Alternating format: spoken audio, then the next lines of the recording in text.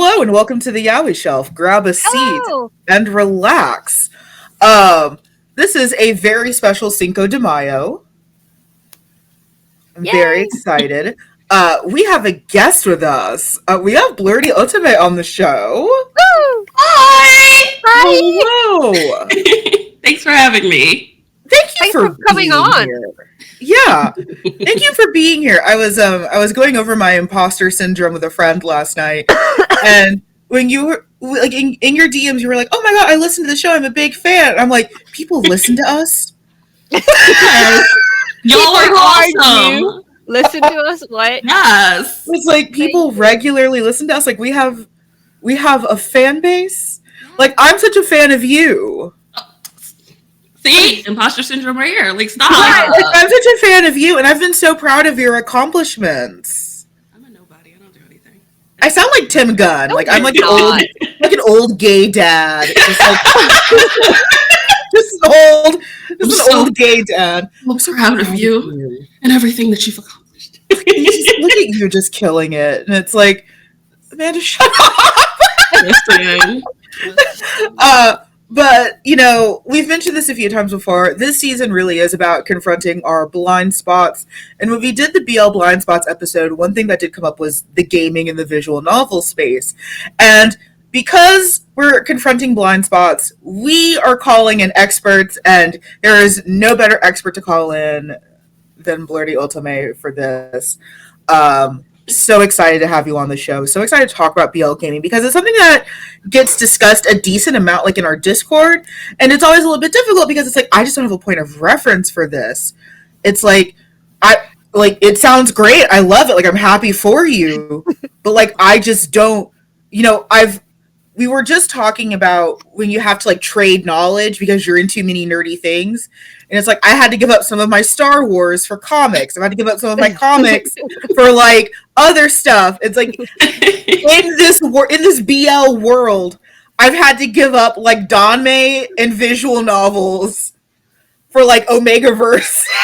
Okay, Why? Omegaverse is everything. And I'm still waiting for an Omegaverse BL game to come out.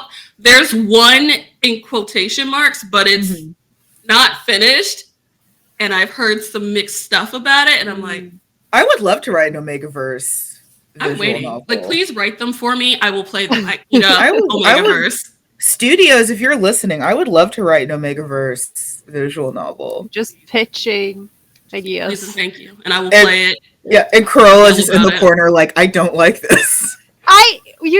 We've talked about this. I have tried. I will say on the visual novel BL gaming aspect of things, I do play them, but I have very little time. So, I'll be like, I played, the basics. I played a lot of Nitro Plus games because, I love to suffer. I'm over here like, can't wait to play this and see what horrible cannibalistic bad endings I'm Those are the ones. Yeah, and then I was so excited when we had Peachy on from Church of BL, like a year ago or something. Time is a myth. Yeah, Time is a Myth. I was so excited because that was the day we recorded was the day before the Sweet Pool release day. Yes. No, not Sweet Pool, Slow Damage. And I pre-ordered Slow Damage. I still haven't played it. I am so sad. It's so good and traumatizing, but good. Know. I can't. I'm gonna get to it. But then also I started playing New Carnival. So Gotcha Hell finally got me. I have been playing New Carnival for 2 years. Send help. Do something. I had to get off that train. They were asking me to do too much. I was there for it. I was there for it to unlock those H scenes. I was here for the grinding. I was willing to the literal grinding. Literal grinding. And then they got there was some event, and I was just like, hell no. The dick ain't enough. It's not enough. Like, it really isn't. You tried it. I'm not here for it.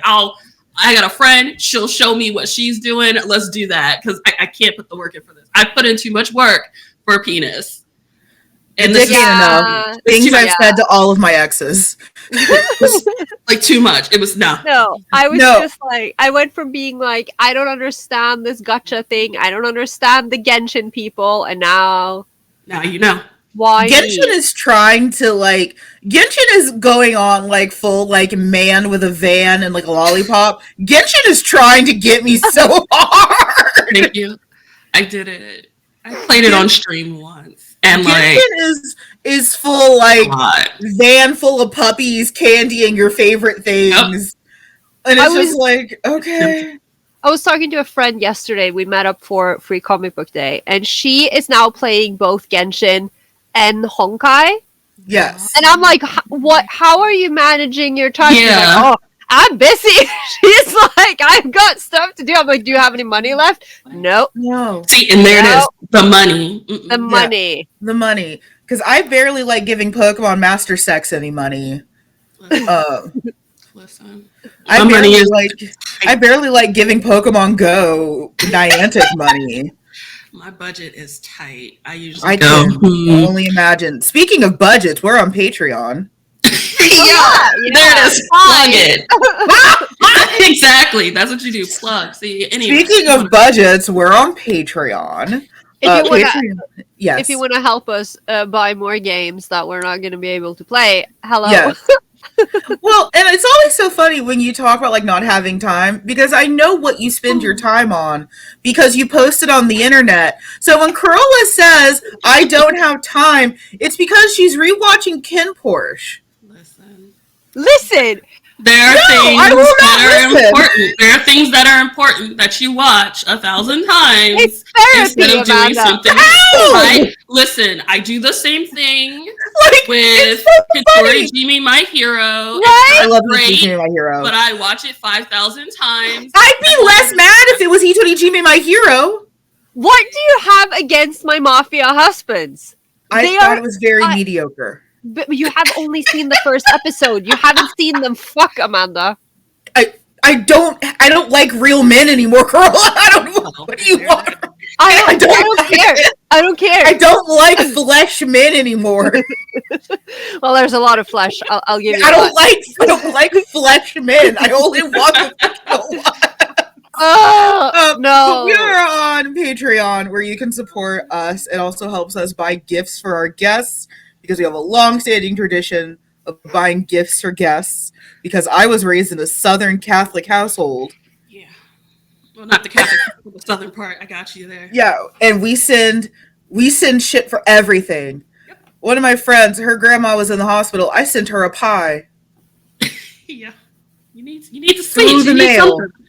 How did that go? Your spirit. Oh, she loved it. It was a good pie. It's from Tootie Pie, not a sponsor. It was so like you ordered, so they sent it. Yeah, no, I did not make the pie. I'm not ordered it. It was sent there. The pie, putting it in a box, like. No, I'm not that Southern. I baked a whole. If she was closer, I would have dropped it off, but that did not happen. It was coordinated through the interwebs, but. We appreciate our patrons. Patrons will get an official shout out at the end of the episode because I will remember to do it. I'm sorry I haven't been thanking you. It's because we finish an episode and I'm usually very overstimulated and tired. And Carola also is usually tired and we just forget and want to not be recording anymore. I mean, I barely remember to have the outline open. I don't have the Patreon list open. Carola is the purest embodiment of she is the talent. What? Where she just shows up. You sure that's the word you want to use? Talent. I love this. I'm more like, I think it's more like, you know that there's like a Tumblr post or something that's like, oh, pets are so weird. It's just like this creature that just lives in your house. That's me. I think that's kind of. In the house. That's us. But I'm so excited to talk about BL gaming. I'm so excited to talk about BL gaming with Naja because, like, true expert, fantastic Twitch streamer, one of my favorite. Like, when I am watching Twitch and I'm just like lurking quietly, one of my favorite ambient streamers. Oh yeah, I'm lurking. New peer pressure. I'm lurking. That's why I was laughing. I was like, oh wow. Don't intimidate our guests, Amanda. Be nice. She's watching. You said ambient. Someone said, you're my favorite cozy streamer. And I was like, what part of my streams are cozy? I was like, say that about our show. It's like, I listen to you while I'm doing chores. Like, we're talking about dicks and ass and fictional murderers.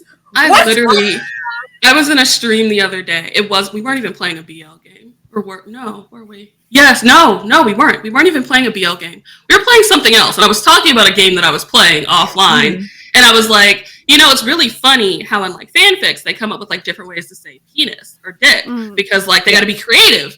And I was like, what are your favorite like fanficky like alternate teen words? So like I had just gotten rated. So like everybody's listing them off and I'm just out loud saying them. And the person who rated into me was like, Lord help me, my child is right here. And I was like, that's bad. They're like, it's fine. I'll just turn the volume down. I was like, yeah, probably the best. Sorry. Oh my God. And before we started recording, when we were casually talking about the Rainbow game, we kept saying, it's like, our guest is going to be here any minute.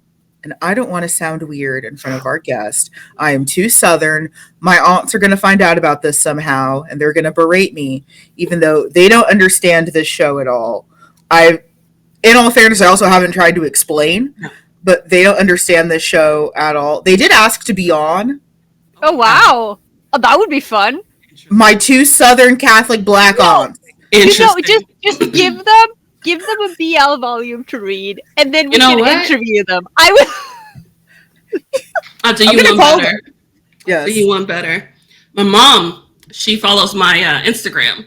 And Instagram is where I dump a lot of my BL manga stuff. Yeah. So one day I'm on the phone with her, and she was saying something. She was talking to me about something else, and then she said, "Oh, and another thing." And I was like, "Okay, what is it?" I got shit. She was like, "What are those lesbian boys doing on your Instagram?" I was like, "I'm sorry, what?" I literally had to stop because my brain did not compute because the things she said just didn't mesh. I was like, lesbian boys? Lesbian boys. Like, lesbian boys. What? She's like, those lesbian boys. That book with the lesbian boys on it. I was like, I'm sorry. I was like, I don't think that's what it's called. Well, whatever it's called. It had the two guys on it, and one of them was putting a gun. I was like, in the other guy's underwear. And I was like, is that the only one you saw? She's like, there's more. And I was like, I didn't say that. Is that sixth generation head?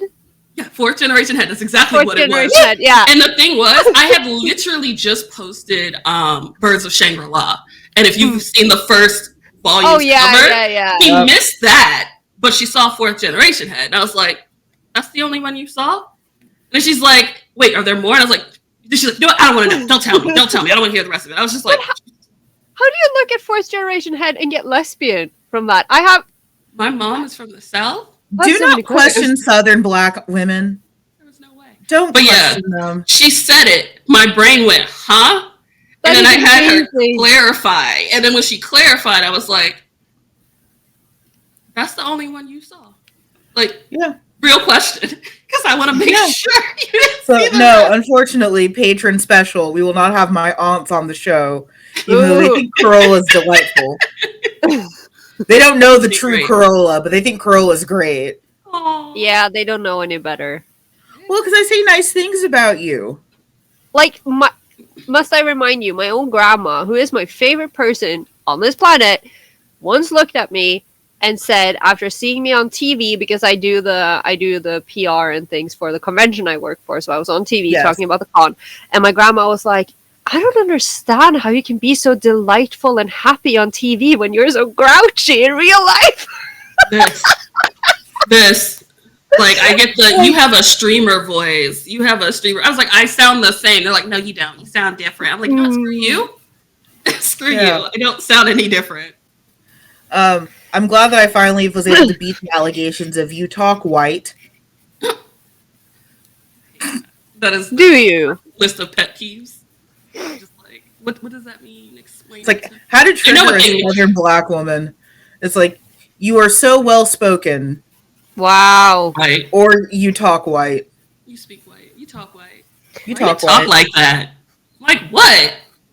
It's like that Boondocks episode where he's like, they say the whole word like this. like Riley just saying it. It's like, listen, just because I don't sound like a Tyler Perry extra does not mean anything about me as a person. So let us introduce our guest. Do you have anything that you'd like to say to our audience? I feel like our audience has a pretty decent amount of overlap. Like, people were super excited to hear that you were on this show. So I'm pretty sure that you don't need an introduction, but if there is any way that you would like to describe yourself to our listeners at home.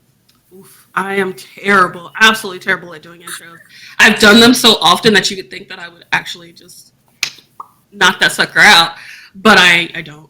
But yeah, I guess on the internet I go as Blerdy Otome. I go as Blerdy Otome on the internet, or Blerdy. But my name is Naja B. I am a Black female gamer. I play a lot of josei muke and romance-based games. And if it's not a romance-based game, but it has a good story, I will inevitably make it really interesting. So don't worry about that. Yeah, I typically play Otome games, visual novels, lots of boys love. In fact, despite the name of my site and my handle being Blerdy Otome, the first game I ever covered on my site was Dramatical Murder.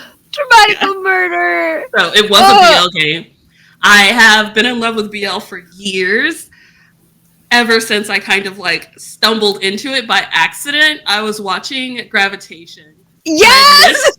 I had missed the first 4 or so episodes. So I didn't know what was going on. I just caught it. And she's wearing a schoolgirl outfit because he's trying, he thinks that Yuki likes women. So he's like, if I dress like a girl, he'll love me. So from that moment, I just assumed he was a girl because I didn't really, anime, short pink hair, could be a girl, could be a guy, doesn't really matter. Yep. So I'm watching it. Exactly. So I'm watching it, minding my business, and I get to the episode where they're in the hospital and they kiss.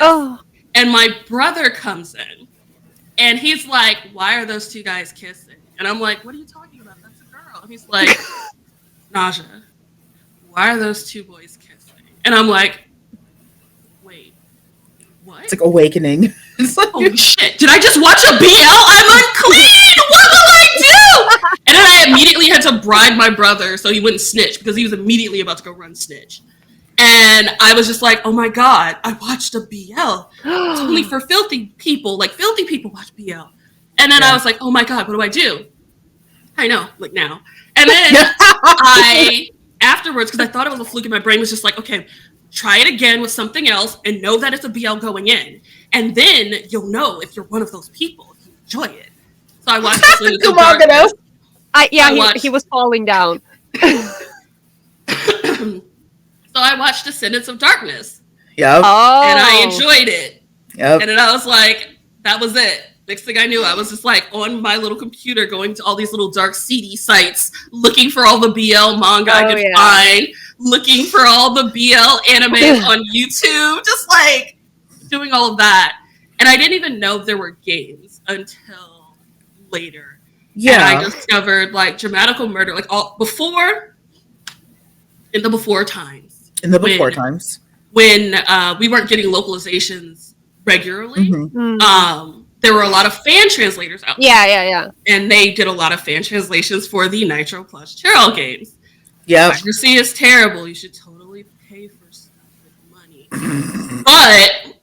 But that wasn't an option, though. But we all started off as pirates, and if you say you didn't, you're a liar. But, you're a liar. I absolutely 1000% played every single fan translation I get my grubby little mitts on. And the first one I could figure out how to work was Dramatical Murder. Because you have to patch it to the game. And get the download, patch it, make sure it works, and then make sure your computer doesn't explode because it's running 5 things at once.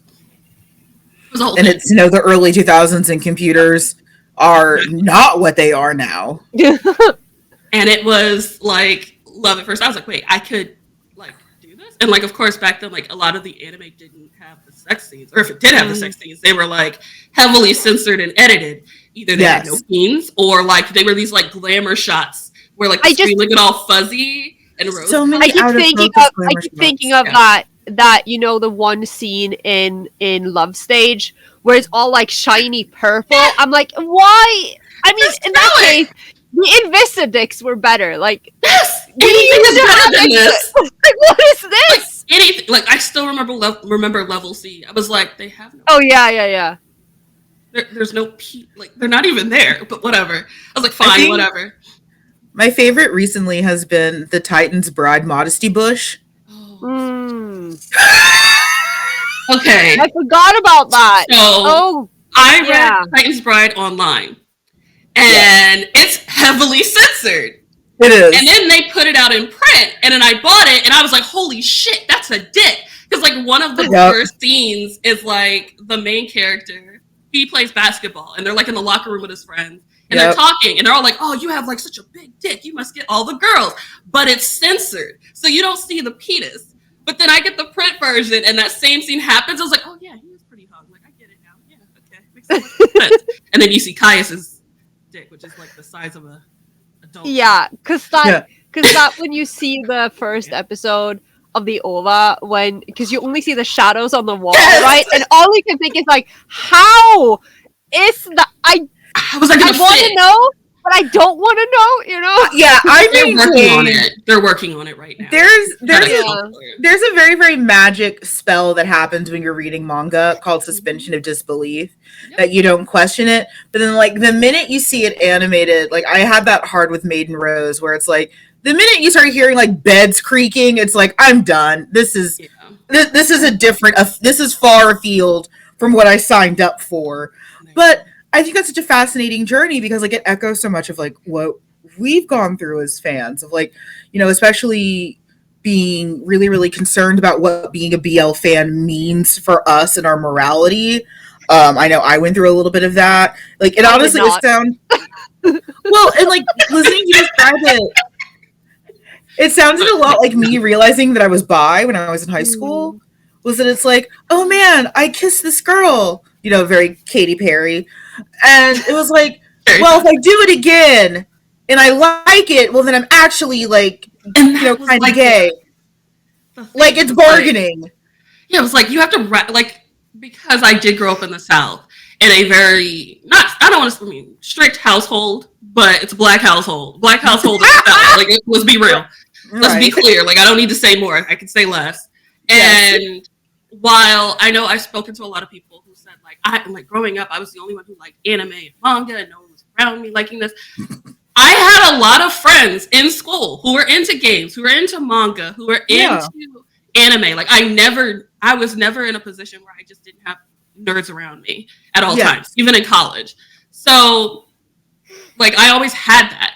But, like, the people who I associated with were very clear that there were certain lines they didn't cross. And one of them was the gay stuff. Yeah, it was boys love and Yuri. Like, that was it. It was just like, that is not it. That's not good. It's bad. It's deviant. It's whatever. And so I kind of had this, like, internal bias, just like, okay, well, I guess it's a bad thing. Never, sight unseen, never picked up a BL, never looked at it, never thought about it. But, like, you've got the religious household in the South pretty much telling you, like, this is wrong, this is right. Yeah. And then you've got your friends who are kind of like, oh yeah, this that's is too weird. far.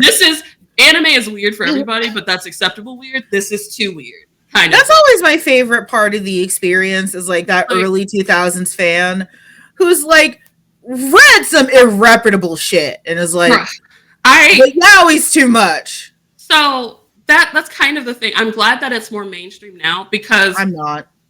Okay, here's why I'm glad. Let me say this, and then we can dive in deeper. But the reason why I'm glad that it's more mainstream, especially BL, and it's getting more attention and it's getting more, we're getting more variety, is because when I was on my BL journey, when I was a baby Fujo out here searching for things, I found some shit that should be illegal. I found shit that I never want to see again. I have seen things. I will never forget this as long as I live. There is a series, I'm not going to say the name because none of your business. And I'm pretty sure it's still out there. I might tell y'all later, but, like, the rest of y'all know. But where even the translators specifically said that they refused to translate certain chapters because of the content. And I read the chapters they did translate, and I was like, what the was in the other stuff? Right. Yeah. What the hell? That's like, there's just stuff. There's like Boku no Pico is a thing that exists. There's 3 episodes. I've seen all 3. Disassociation noises. Yeah, not proud of this, but I've seen it. It's like stuff that, as a new person coming in and as a minor going into the BL space, I really wish I hadn't seen. Like, it helped me kind of form my, like, what I like and what I'm never going to do again. Kind of like litmus test for BL stuff. Like, I know my limits now because I've seen literally everything I can and should never have seen. So I like that it's become more accessible and more mainstream and that there's more variety, because now new fans coming in have the choice of seeing wholesome relationships, seeing stuff that's a little bit more graphic, but also having the chance to look at something that's not graphic. Valid. Or, I will accept that. Like that. I will accept that. The way fandom be acting sometimes, not so much. But but some of us are old and some of us have been going through it. That reminds me, I think we need to do minors and adult spaces again, Carola. Ugh. Don't make that noise. I'm tired. I don't wanna. We have to.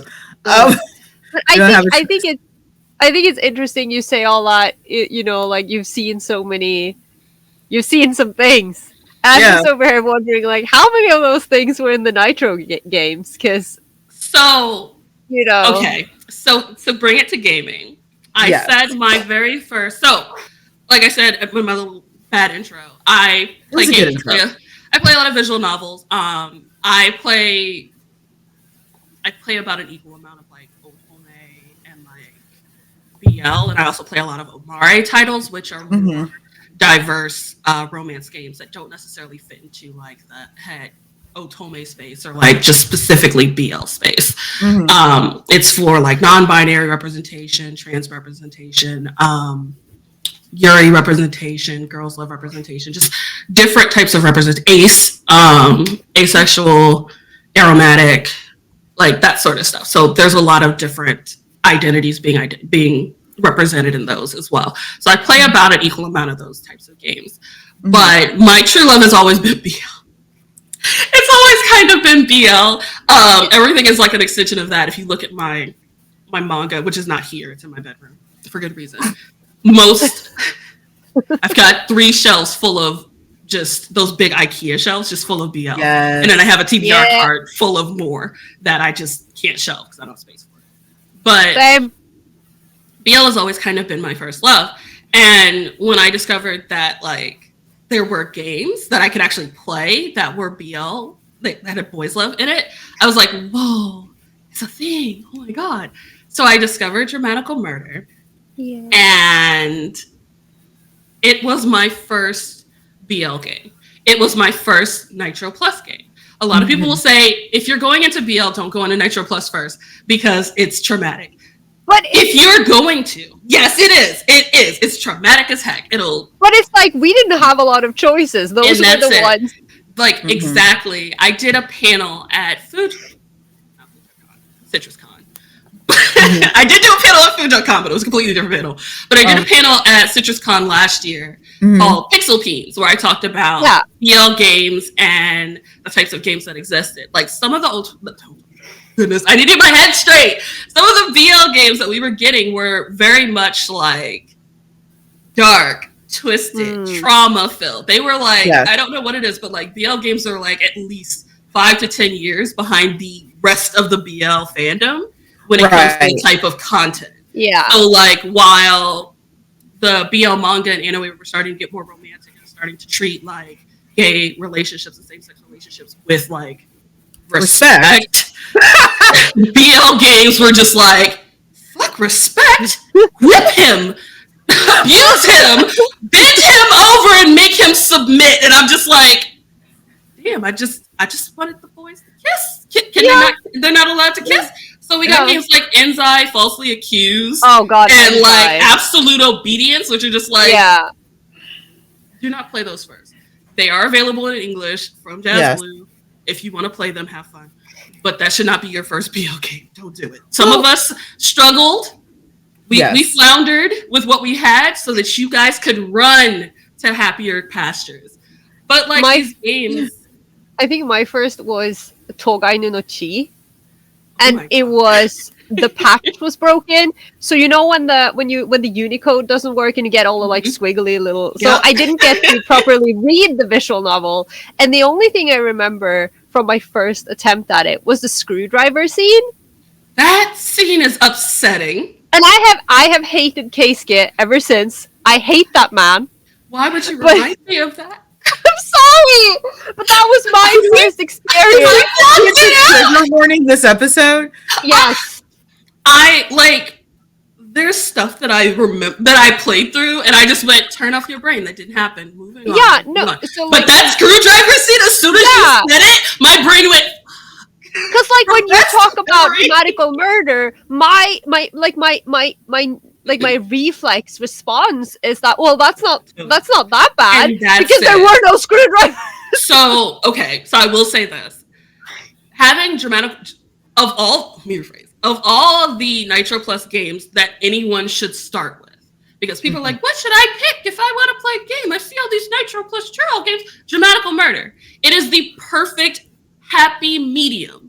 Yes. Like right in the middle. Like all the other like Nitro Plus games are like nightmare fuel or trauma on some level. But like Dramatical Murder is the only one that reads like an actual visual novel, like a romantic story where these characters actually fall in love for the most part and develop a relationship. I'm not even saying healthy. Yeah, I was not even going to say healthy relationship, it's but a relationship. Legal definition of a relationship. Exactly. But it also has those trademark like Nitro Cheryl kind of like tropes, which is really severe bad ends where you get dismembered and tied to a wall and kept as a slave pet by one of the characters. Another one where you get your head ripped off because they just wanted to keep your head close. Yeah. Or my personal favorite where you get kidnapped and tied to a bed and made to have sex with a giant like animatronic lion, a snake, and two dudes forever and eternity. Yeah. Like you have those bad ends that are just kind of like, what the did I just play? But then you also have Noise literally becoming a bajillionaire CEO in Germany, coming back to Japan and just princess carrying Alba and being like, babe, you move into my mansion in Germany, I got you stuck for life. Like that is a happy end. Have you heard the Noise drama CD? No, I haven't. Because that is my favorite. Like Noise is my favorite route, but me too. I love that man. But the drama CD is literally, it's so sweet, and like Noise's little brother comes to talk to Aoba, and then Aoba wants to meet Noise's parents because he wants to ask for his hand in marriage. I'm like, his parents are terrible. But it's so soft. It's such a sweet. So everyone else is like, yeah, but that one is also kind of traumatizing. I'm like, yeah, but the drama CD, but the Noise good end. Yeah, Noise's good end, like, was everything I ever wanted. I don't know what the hell they were doing with me, but it was disrespectful. Clear was sad. Into this like, Clear is sad because you literally fuck somebody to death. And I was like, you literally fuck him to death. Like, he's falling apart. He's begging you to keep going. And it's like, it's just terrible. See, I was like, I'm not supposed to cry. One out. Yeah. I was crying. I was like, I should not be crying during a sex scene. What the hell? Oh, I would like the record to state that we have not even explained what a BL game is. Yes, okay. Okay. I will just like the record to state. No, I'm having a great time. But I would just like the Dramatical Murder. I would like the record to state. Okay. Let's rectify this. So I love it. Just like a small aside, like a small little aside, a BL game. Yeah. Is a game. A BL game or a BL visual novel, depending on visual novel and it's complicated. But a BL game is essentially a game where you play as a male protagonist and you romance or you pursue a bunch of guys. Like that's it. That's it. That's the bare bones description. A visual novel is a game that you read and you make choices to determine how that story goes. It usually has branching plot, branching story, branching storylines and different endings that you can achieve based on your choices. Yeah. Typically, a lot of the BL games that we've gotten, especially in the West, have been visual novels, or yes, if you want to be real fancy with it. So they require you to read, you follow a story, and your choices determine which route you end up on, which is usually attached to a particular love interest or character, and then which endings you get. You can get a good ending, you can get a bad ending, you can get a best ending, you can get a neutral ending. It really depends on what type of story you're playing. Nitro plus Cheryl tends to have really, really, really horrific bad endings. They're known for their dramatic bad endings. Hell, the game is called Dramatical Murder. Like, I don't know what to tell you. Like, at one point, Toei is like, yes, I'd like to murder everyone dramatically. And I'm like, that's the title. Okay. But roll credits.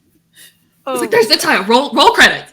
But, like, it really depends on the type of story. They can have different genres. They can have different storylines. They can have different types of characters. But they all kind of follow that basic male protagonist pursuing male characters. And then the story happens. There are some other non-visual novel games, like you have New Carnival, which is a gacha game. Hell. Yeah, it is hell. Absolutely. Send help. I am dying. It's terrible. But like I said, typically they're visual novels. We haven't really gotten any other types of BL media games, like not including manga and like anime and stuff, but like, I mean, game-wise. So, yeah, that's the definition. Since we didn't have a definition, we just started talking about dramatical murder. Well, I was just like, it happened. No, it happened organically, and I love that. But it's like, I just realized for the 5 other old people listening to this episode who don't necessarily know, I was like, oh, we got like right into this. I was like, oh shit. I'm glad someone's like trying to hold the brain. I guess I should go. I should also say that. I'm thinking before I speak, because I'm like, let me make sure this is correct. Generally speaking, most all of them involve sex. They have sexual content in them. Yes. They are 18 plus games. They are for adults. Yes. Or 19 plus, depending on where you are. There are some games that do not include sexual content. They are, I guess you would consider them shonen ai, if you wanted to give them a real definition. But I haven't seen many of the big localizations that have come over be more chill. They've all been very explicit. If you're looking for more kind of like, oh, they just kiss and hold hands and they start dating and they're cute, there are a lot of indie game developers that are doing some great stuff with that. Yes. Yeah. Localization wise, not so much. We got naked butlers. I still haven't played that one, but I know the lore. That's fascinating to me because I remember like very, relatively, I mean, like in the middle of my Fujo career, I did have access to a decent amount of boys love visual novels because my roleplay partner really liked them. And for whatever reason, that was just like the fact that they were so overtly sexual was something that, like, I don't know. I guess it's, again, it's that dissonance of, like, just wet pasta noises and, like, pixelated cut screens that, like, I just really didn't like. And not that I didn't enjoy fictional sex. I was role-playing, for fuck's sake. But it was, like, it was that dissonance between, like, okay, it sounds like someone's making pancakes off screen. It's funny you said that because, like, I was playing a game. It was No Thank You. No Thank You. I was gonna mention that one. Yeah. They actually interview the voice actors. Like, if you finish the game, and they have like interviews with the voice actors, and one of them goes into detail about what, like, this yogurt, like this energy drink yogurt stuff they use for the sex noises. Yeah. And they were like, yeah, we tried all these different flavors, but the one that worked the best was grape. And I was like, how did you realize that grape sounded more like sex noises than strawberry? I appreciate them so and I was just much. like, what did y'all have to go through to figure that out? Like, I got questions. I have so many questions. Like, I was in theater when I was younger. Theater kids have gone through it. I just want to know. I want to know, like, what, like, America's Test Kitchen yogurt sex test. It's like, it's the Oikos this flavor. so many questions. I had so many questions. I was like, you know what? I just want to say that before I forget it. Please. But like, I love No Thank You, like the story. Like the story is it really surprised me because it's like the twist that it takes. Oh yeah, when the twist happened, because it was like slice of life. Well, yeah, no, it was kind of like slice of life. But the protagonist literally jumps anything that has a hole. Like literally, it doesn't matter, male, female, whatever. If you have a hole, that's it. And then it just twists, and you're like, wait. What? And the way that character twisted, I was like, but you were just laughing. Yeah, no, holy it's crazy. Shit. But my problem with No Thank You, like I love No Thank You. I like no consent. See, I'm blind to that. I've been in this game for a long time. I'm just like, I just filter that out now. But my problem is because I'm very traditional in my Fujinness. So like, Haru is a twink, right? So it's like, why is he topping everything? You would think, I said. Like, I don't like these big bottom daddies. Yeah. Giant hairy bears. And Haru just like I said, he mounts them and he dominates them and they just bend. I said, oh my. One of the things with No Thank You, like the way that they show this, is that because you have the option of like showing the penetration or not showing it, but if you're not seeing it, it's just a hole. Yep. It's weird. It's so weird. I don't love it, but I love the game. Like I think it's a very good game. But I'm also like, I love that you brought up No Thank You because No Thank You is literally what non-consent looks like constantly.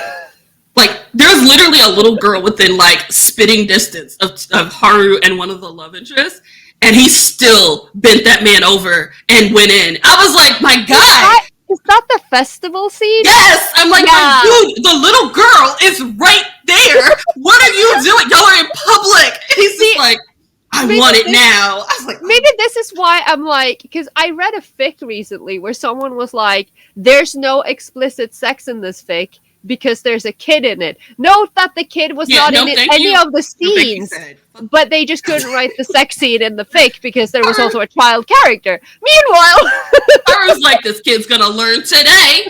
She's gonna learn what goes on between adults. I was like, what the hell is wrong with you? But like, they're also good. There were interesting features with it. Thank you. A lot of games, especially visual novels, the characters are as written, as drawn, as whatever. So how they look in their sprite is how they go look at them CGs, how they go look everywhere else. No, Thank You. And a couple of other BL games, not all of them. They allow you to toggle on like pubic hair, body hair. Yeah. They give you choices like whether you come on the guy's face or in his mouth or his chest. Yeah. You decide to take off the glasses before you jizz in his face, which I never did because you got a Megane. Why would you take the glasses off? What's the point of that? They're supposed to wear the glasses. I like how he looks without the glasses, though. I'll say that. I do, but during the sex, I was like, if you're giving me the option, why would I take them off? What was I missing out on? What have I been missing out on? Scrounging away, writing my own pornography. What have I been? And it has a special feature that if you're playing it, if you click away from the window, the noises stop. So in case somebody walks into the room while you're playing, if you move the mouse away from the game, there's a shame mode. Everything shuts off. Yeah, which most games don't do that. No, they do not. Nitro games do not do that. No, they do not. I appreciate shame mode. I love that. If you want to play it, Amanda, I have it. Like we could do it on stream. It's a good game. It's definitely literally it's non-consent. The BL game. Like there's never a moment where there's what's his name? Hiroyuki? Yeah, Hiroyuki. Only route where I think it actually felt romantic. Every other route was just varying degrees. But that's the only route I care about. Okay. He literally is wearing a shirt that says, I like guys, I like girls, so I never go to bed alone. And I was like, okay, bye, King. I see you. Yeah, I see you.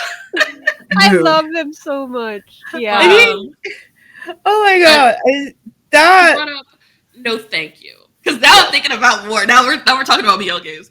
But like typically with BL media, they all tend to follow kind of the same like format. Like the main character is, as you said, a Twinkie like character. They're very small, they're very feminine looking. They're a character you're supposed to relate to some degree. So they're not this big tough guy who's out here just like dominating everybody.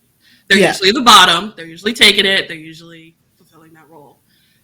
Parade's games is a reversal of that.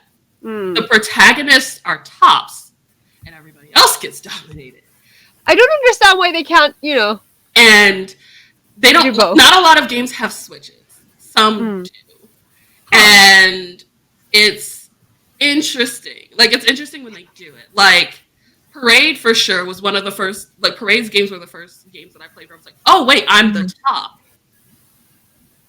I have the power. It's me. Oh my god. Like, you should have never let me do this. But then you have other games where, like, Dramatical Murder, you've got Alba, who's a power bottom. Even the latest game that came out from Jazz Blue, which was Pill Slash, with names.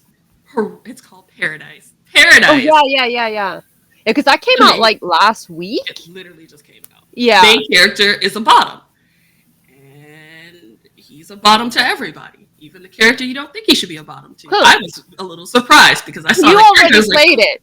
Oh yeah, no. They Jasmine was kind enough to send me a copy in advance for purposes. Oh my god! So I'm the dream. So here's the funny thing: they actually sent it to me while I was at a convention. I was at PAX East. Yes, I remember you being there. I was at PAX East, and I was sitting in my Airbnb, and I get this email. It's like, "Hey, just wondered if you'd be interested in this game." And I'm like, I was there when you made the announcement at AX. Fuck yeah. Like, give me the game. And then I tried to download it on my laptop, and I was like, I don't have enough space. Like, oh no. But when I got home, I played it immediately. But yeah, I did get the chance to play it ahead of the release. And it was like, I had never played a Pill Slash game. I had heard about their games. I had heard about stuff like Pigeon Blood, and I was just like, what am I going to get myself into? And then I played it, and I was like, well, I've played Naked Butlers, I've played No Thank You, I've done Room Number 9, like, how bad could it be? I just did Slow Damage. I should be okay. And I played it. And I was like, oh yeah, this was like, it's not as bad as I thought it was going to be. It was closer to like Room Number 9 than like Slow Damage, but there were some gory scenes in it that had me kind of going, oh shit. I think that's really, really fascinating, because like, when I remember why I the path diverged and I didn't choose BL gaming, I think one, like, unexpected violence was a big one for me. Yes. Which, I mean, is a problem in like all BL. I mean, we had a whole Nakamura Sensei episode where we talked about unexpected violence and stuff like that in BL, because Jano Subete was not tagged correctly anywhere. Ooh. Yeah. That, I mean, I don't even know how you tag Jano Subete. We tried to look into it, but it was. I don't know how you tag a series like Jano Subete. Let's be honest. Like, I know people. You just can't. Like, I know people whose job it is to like fill in those like genre descriptors, and I was just like, I just want to give them Jano Subete and be like, have fun. Please tell me. Good luck. Tell me. You know what? Not gonna lie, I want to have conversations with some people who do content warnings. I'm like, you should have said this. I was like, why didn't you not bring this up? This is So person who has to do content warnings sometimes for fic. One of the biggest reasons why I won't do a content warning is because I feel like it gives away the ghost. And it does. But so sometimes you have to. Yeah, sometimes like with Naked Butlers, you kind of have to. There's cannibalism in the game. There's literally a bestiality scene that is drawn and animated and very, very long. You kind of got to tell me someone's fucking a dog. Like, you need to tell me that's happening, because otherwise, I'm gonna be upset. Yeah. But Carola, you go ahead. No, I just, it's so funny when you talk to people who play visual novels or like ecchi games, that people who play dating sim games, and it's typically like, at least the image I have of the straight games is like, I'll be talking to my friends and I'm like, see, in those games, the bad ending is like you get rejected by the love interest. In my games, the bad ending, you get dismembered, there's cannibalism, like there's so damage. Even the good ending is bad. No, they're all terrible. I will counter. And I love Slow Damage. It's a good game. It is, but it's traumatic. I don't like gore. And there's literally a scene that lives rent free in my head that I would love to leave, where it's in the phrase section where they cut the sternum open. Oh, yeah. And then they rub them against each other and they describe it in a sexual way. How their skin hooks on and clings and how the fluid, like they describe it as if it's a sexual scene. And it's absolutely fucking horrific for me as someone who does not like blood and gore. Yeah. So I just kept clicking. I think Slow Damage is a great horror game. Oh, absolutely. It's traumatic. But as a BL, it's not as great as a BL. I love it though. Like, it's a really good game, but don't go in blind. No.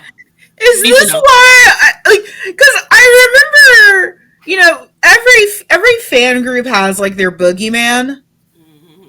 You know, and like for my fan groups, for most of it, it's always been the visual novels because it's people casually talking about like dismemberment and stuff. Anyway, I've read that shit, but there's just something so different about it. Like, it's fascinating to me because it's like, oh, that's why I didn't get into these games. Is because I was afraid. Like, it wasn't. And a lot of people are, and I don't blame them because, like I said earlier, BL games in the West are at least 5 to 10 years behind. Yeah, because you're describing early 2000s fucking. And like, it's mind-boggling, which is why I appreciate having these indie games that do these lighter stories and these more romantic stories, because I get a balance. Like, I'm not gonna be sitting here doom and gloom all day, or I'll just pick up a manga and be like, screw it. But like, depending on how I feel. But Carola, you brought up a point about like hetero games, like, and visual novels and how they depict this stuff. Yes and no. So, as someone who plays Otome games, I've never played one, so please enlighten me. As somebody who plays Otome games, a lot of the Otome games that we get, when they were first bringing them over, they were thinking marketability because this is it's a very niche genre. So they would bring over games that would appeal to a larger audience. Like, we got Hakuoki, which is literally about a bunch of not samurai running around fighting a war, killing people, doing things while also falling in love with the main character. So there was a lot of graphic, like, violence and stuff going on. Not like graphic to the extent that like slow damage is, God forbid, but it was more action oriented. A lot of them were a lot more action oriented. We've just started recently getting more variety in the types of Otome games we're getting that are more slice of life, relax, chill, not as doom and gloom, everybody dies at the end. But we did last year get a game called Verche Evermore. Sorry, it's French. I'm probably saying it wrong. And it is I'd always heard about how dark this game was, how traumatizing it was. And it's about a girl who's 18. Yeah, she's 18. Her name's Saris. And she lives in a world on this island where everybody dies at the age of 21 or 23. I can't remember. 23. They die at the age of 23. That's it. That's 21. 23. It sounds like an anti-paradise because, you know, life's over at 18. Exactly. But they die at the age of 23. And they die pretty gruesome deaths, like bloody deaths. And the game is notorious for having so many really traumatic, angsty patterns. Like, there's one character in particular, game's been out for a while, so I can say it, Lucas. Lucas's route is just one big tragedy. Even his best ending. Like, I've seen, like, usually the CG at the end of a good end is like, oh, they're kissing, they're married, they're happy, they're in a relationship, whatever. His is of, like, I've never seen anything like this in my life. Like, spoilers for Tombstone. And it's like, are you fucking kidding me? Like, you couldn't give me a little, like, montage of the clouds of these two characters? It had to be this? Like, are you kidding me? But, like, in that game in particular, characters die. And they die bloody. And they die horribly. There's literally a scene. You've played Togai no Chi. So you remember the dude who had the statues? Yes. Yes. There's a guy in Verche who has a room full of statues as well. And they're just so you have one of those. There's also a scene that is very reminiscent of that FMA scene with the dog. Oh. Except it's not a dog, it's something else. And it's still a child. And you're just kind of going, well, why would you do that? Why would you? Can we kill it, please, and put it out of its misery? For God's sake. Like, there are romantic games that do have these heavier storylines. They don't go as dark as BL games sometimes, but like Verge was definitely one of those ones that made me go, okay, this is like a Nitro Plus game. Let's go. I'm ready. I feel like that's fascinating because you talk about like this stuff becoming more mainstream. And I remember like feeling that with like Shoujo and shonen, especially like when younger fans talk. Where it's like, oh my god, like My Hero Academia is so edgy, and it's like, cool, you've never read another series. Awesome. Because so for me, that was Hatoful Boyfriend. Like when Hatoful came out, just all these basics losing it. And I love Hatoful, including its worst endings. Hatoful Boyfriend is a trap. You think you're getting a cute bird dating sim, and then you end up finding out it's like genocide, war, people die. I love Hatoful. And like I just remember like all these people were just like, oh my god, I can't believe that. It's like, did you forget where this came from? Have you not seen another series?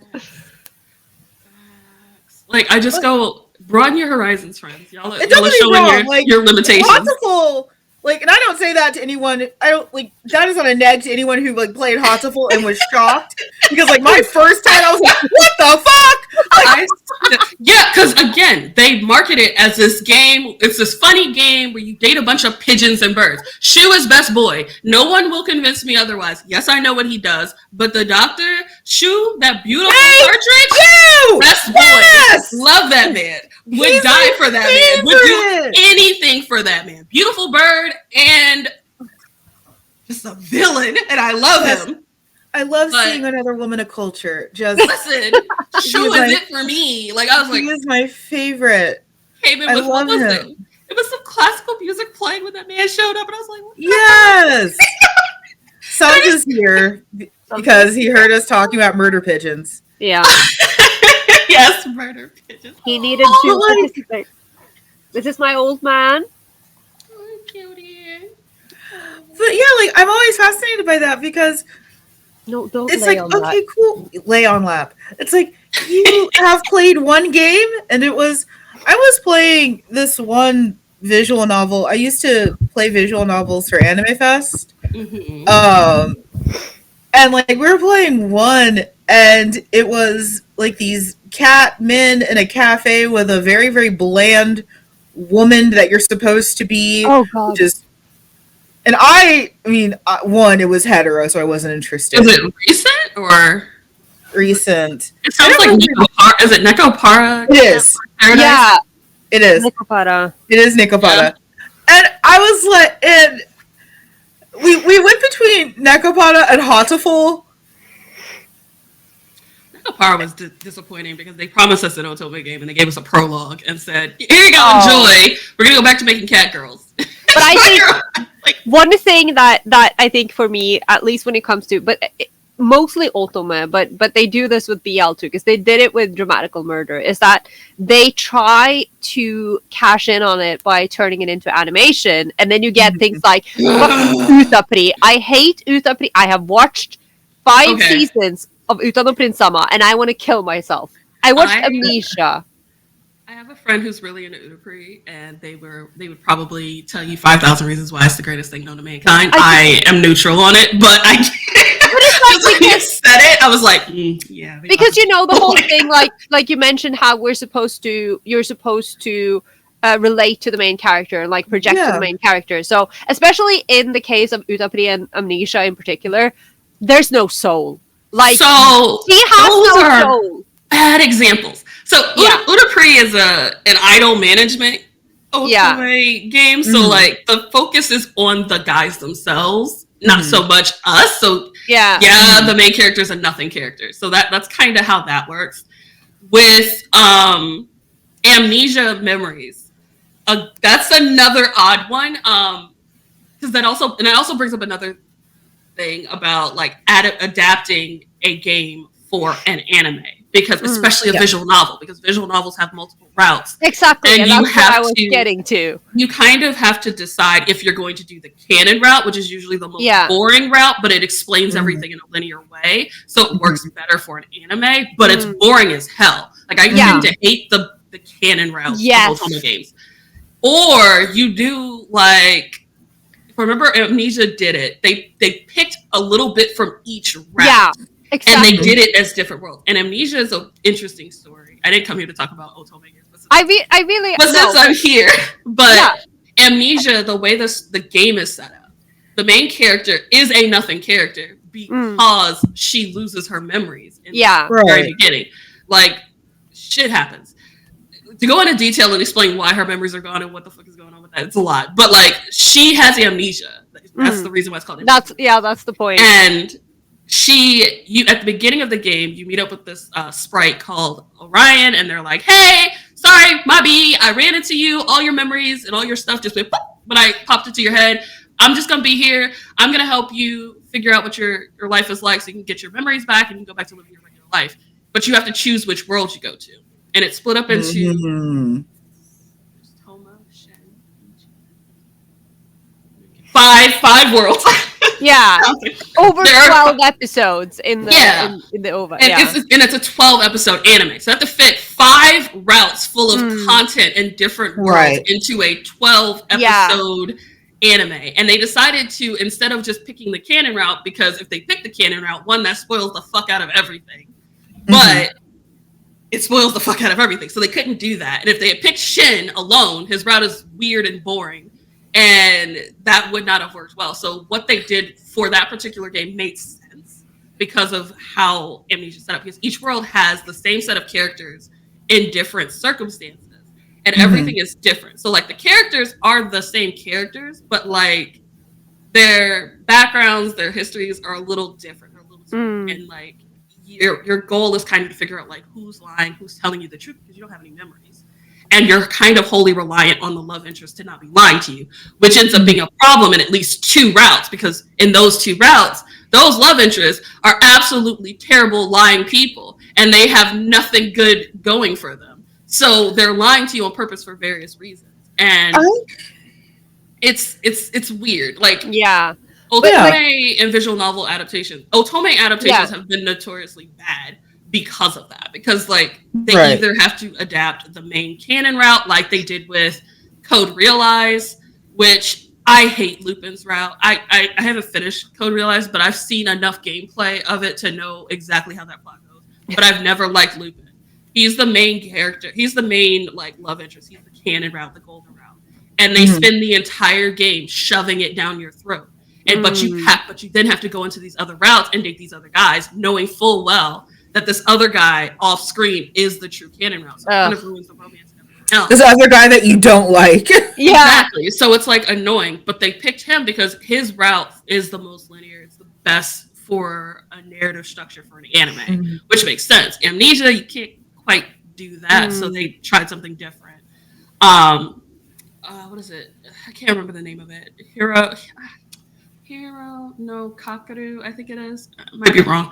But that's another anime, Otome anime adaptation. And they went with the canon route, which is the main guy. And like his route is also, it works for an anime structure, but it's not the most exciting story. Yeah. So I think a lot of times with the Otome or visual novel adaptations of anime, it's like, it's something to get you to want to play the game. Yeah. But with the case with Otome is might not have that localization, so we can't play it. But Dramatical Murder was trash, because how do you make a BL anime and take out all the goddamn BL? And like, I am never going to not be mad about that. That was mind-boggling. Yeah, and like, take out the violence. Take out the gore. They did it with Dramatical Murder, and also we talked about this when we did the School Life episode. Gaku in Heaven, as it turns out, is also based on a game which I have never played. But I hate Kazuki. I will always hate Kazuki. I hate his route. But it's the same thing. They try to squeeze all the routes into one 12 episode series, which is what they did with Dramatical Murder. And I will never forget this, because like you, I will not forgive them, because they took out all the sex. They did keep the kiss when Noise kisses Aoba in the shot. They shot it weird though. But then they decided to release that bonus episode on Christmas Eve, which was all the bad endings collected in one episode. I was like, why? What did I do?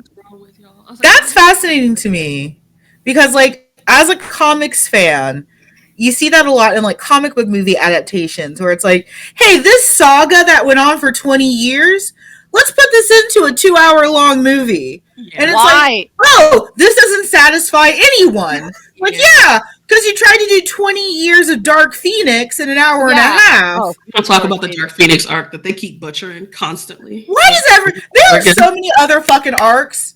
Why does everyone got to do Dark Phoenix? They keep doing it. They keep doing it. Point out once again how when they were going to release the Dark Phoenix movie, I don't know how they promoted it over there, but for us at least, they were like finally a film focusing on Jean Grey. I'm like, all the fucking films have Jean Grey. Every fucking one focuses on Jean Grey. Like, everyone is so concerned about fuck ass Scott and Jean. This. God damn. Like, I'm watching X-Men 97, and I swear to God, they were in the middle of, like, searching for somebody, and they were talking about their fucked up love triangle, tetrahedron, whatever it is. I was like, shut up! I don't care! No, I do care about the Logan, Scott, Jean power throuple. I do care about that. Because there is a canon universe. All right. I will say this. Yes. In the animated series, like, because folks be hyping up Logan, and I love me some Logan, but he a little bitch in this animated series. He a little bitch. He just be making little side comics about shit. I'm like, shut up! You mad because you lonely? Now go sit down. Go do something else. Like, you're mad because you're 4'11" and you're lonely. Yeah, like, please, like, sit down. Be like, yeah, well, I can be better. No, you could. Then why won't you? When Morph got snatched, why were you waiting outside like you're not invincible? Why didn't you run into that building, sir? But that's amazing to me because like that happens all the time in like comic book adaptations where it's like, oh man, why were all these Batman movies super disappointing? Because he can't do the long night or like the longest Halloween in an hour and 10 minutes. Like you need time for that to develop. You need a mini series, which is why everyone just keeps screaming, do it animated. And no one's listening to us. Please. But no, I love the way that this conversation has gone organically. Fuck the outline. I've asked the outline's permission. The outline said it's okay. I think one thing though that you were talking about that made me think was, how you're supposed to put yourself into the shoes of these like relative stock characters. And one thing that didn't connect really until you were talking is I wonder how much of also one of the big reasons why I didn't connect was that I'm a Black biological female being told that the character I am is this Twinkie Asian guy. And like, don't get me wrong, I've role-played characters that look nothing like me. I've cosplayed characters that look nothing like me. I built a male gender based off of Yuki Eri. Like, that is not something... Oh, yeah, the male Yuki Eri was, like, my, like, gender awakening of, like, that's what I want to be. Which, it's perfectly healthy and... Yes, and totally, 100%, absolutely. I mean, I love him. Don't get me wrong. I love him. He's flashback to Carola being horrified about me not taking a break after my mom died. Yes. That was popping blood and eating cigarettes like the I mean, whatever you gotta do to get through the day. Now that I think about it, and like, because I had that playing Nikopata, that it's like, oh, I'm this bland Asian woman. So, like, that's not me. And it was just as you were talking about it that it's like, oh, is that another reason why I couldn't get into this as easily? Because like when I'm reading Yaoi, like it's a story. I'm God. I'm a perverted God. Yeah, I'm a perverted God with binoculars. It's like, yes, yes, get it. Put it in. Yes, or when I'm writing, I am using my skill to be that character. I'm using all of the trauma built up inside of me to perfectly embody this angsty Japanese man.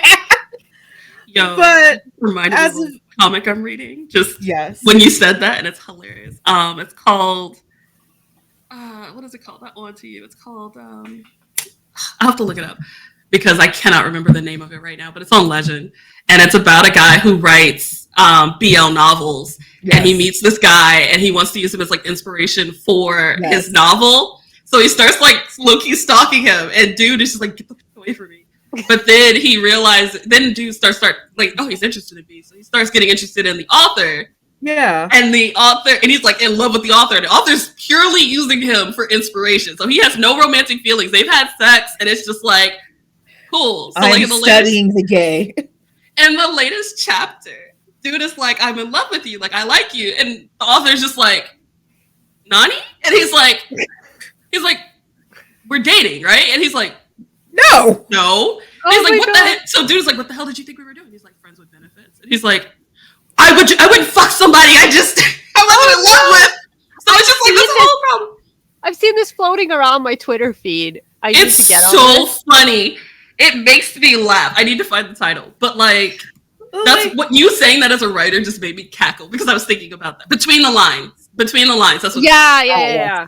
But yeah, like, it's fascinating because it's like, and again, I know like Carola and I have talked about this a lot on the show of like almost feeling broken when you don't like a thing that everyone else likes. And it's like, well, I've read yaoi for 20 years. I've written it for about 20 years.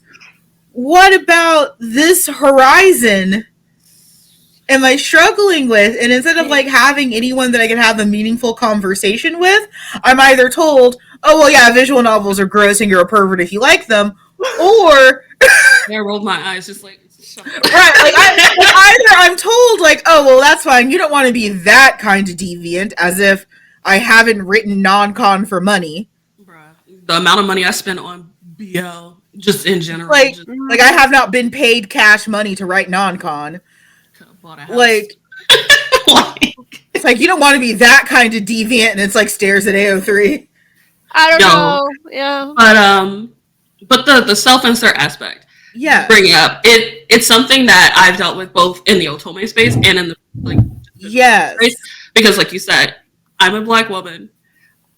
I don't look like any of these characters. They don't act like me in any capacity, especially in Otome games. They be making decisions and I'm like, so you gonna walk into that dark, scary abyss. Yeah. And like, you're not gonna think about that? You're not gonna call one of these dudes you've been trying to romance for the past, I don't know, 30 chapters? You just gonna walk in there by yourself because the villain says show up? Okay, dumbass. You can die. You are not me. I am like, I'm not a self-inserter.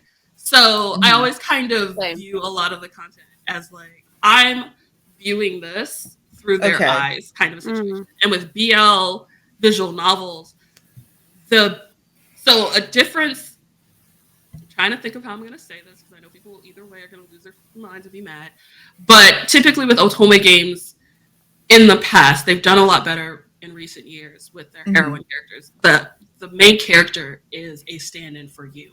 So they are as bland, they are a blank slate, they don't have any personality because you are supposed to superimpose yourself onto this character and experience whatever. It's hard to do that when they're making comments like, oh, your milky white skin is so wonderful. Your silky hair. Like, my hair is curly and my skin is brown. No, ain't nothing milky white over here. Unless like, go you're away. referring to chocolate milk, that is not... That's it. So in that regard, like I get the self-insert being a problem, but I always kind of go into these things as like, I'm enjoying this story, I'm playing this.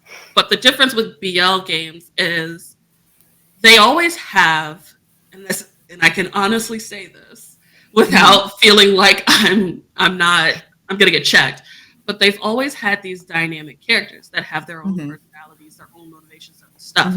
They are characters in their own rights. They're not just there as a stand-in to get plowed by whoever's there. There's something there. They're like individuals. Like they are people. They are people. They are characters. Yeah, sure, their personality may be kind of weak on the weak side, but like they are characters. They have motivations. They have things that they do. So it's easier for me with BL games, just kind of like, okay, this is a story. Let's go. This is Azuma's story. Yeah. He's about to go on this vacation on this murder island. Let's go. And I think that's interesting because, like, I mean, so my background in it did mostly come from the Otome space because I was desperately trying to be one of the girls. I don't know why. I don't know why I decided that that was. Yeah, no. Don't ask questions about college, Amanda. You don't want to know what college Amanda was thinking. Yeah, college me was awesome-ish. Yeah, college me was a fucking bitch who was like trying to, for the first 2 years, desperately ignore all the gay, even though I was hit on relentlessly by every butch lesbian at my Catholic college. No. I was hit on relentlessly by every Hispanic butch lesbian. You had a list of everybody. Oh, look at you. Left and right. At a tiny Catholic college. I was convinced that I didn't still like anime and manga. I was convinced. Listen, I was told that I would grow out of it just like bisexuality. Shocker. I've not grown out of either. It's gotten worse. The you'll grow out of it thing is like the thing that makes me just kind of go. Why is that in the Southern Black playbook? Literally, like I'm 34. There's no way. I'm too right. It's too late for me. But I think that's fascinating because, you know, again, it's one of those things that until recently, Black fans especially have not had space to talk about that kind of stuff. And if we did in the past, we got shut down. Stupid. Yeah, we were told we're stupid. Sit down and shut up. Yeah, and that still does happen. Of course it does. So I'm a Black gamer, as you can see by my face. I say with all the energy I can muster. So energetic. Yeah, so energetic explaining this to people. But going into like Otome games, I have to separate myself anyway because they're not me. And yeah, they're Japanese women, but yeah, they looking real not Japanese. Just low key. Just low key. But it's not me, and they're not making decisions that are like these. So I kind of got into a space at one point where I was just like, well, these aren't for me. Like, I enjoy playing them, but like they're really not made for me. So I'm not gonna sit here and be like, you need to make Black characters. You need to do this because again, this is a game created by a Japanese company for a Japanese audience. I feel like I've found my soul sister. This is what I've been saying for years. So like, you know, it's not necessarily for me, but I am enjoying it as a consumer of this thing. So, like, to some degree, I'm kind of like, there's only so much. And again, as a Black person, you get into a space where you're kind of like, okay, you learn fairly quickly which spaces are for you and which ones aren't for you, and you don't try to force your way into spaces that aren't for you because you know how that goes. When have we ever tried to force our way into those spaces? We're on our own, and then that other space will walk in and be like, "What are you doing here?" Yeah, why are you here? And you're minding your business, and then they're like, they'll commandeer it. So like. I kind of go into things with a mindset like, okay, well, it's not really for me, so moving on. I'm gonna find something that is for me, which is why I'm glad that I found a lot of indie games because these are by creators who are traditionally not represented in mainstream media. So they're hitting the stories that they want to see.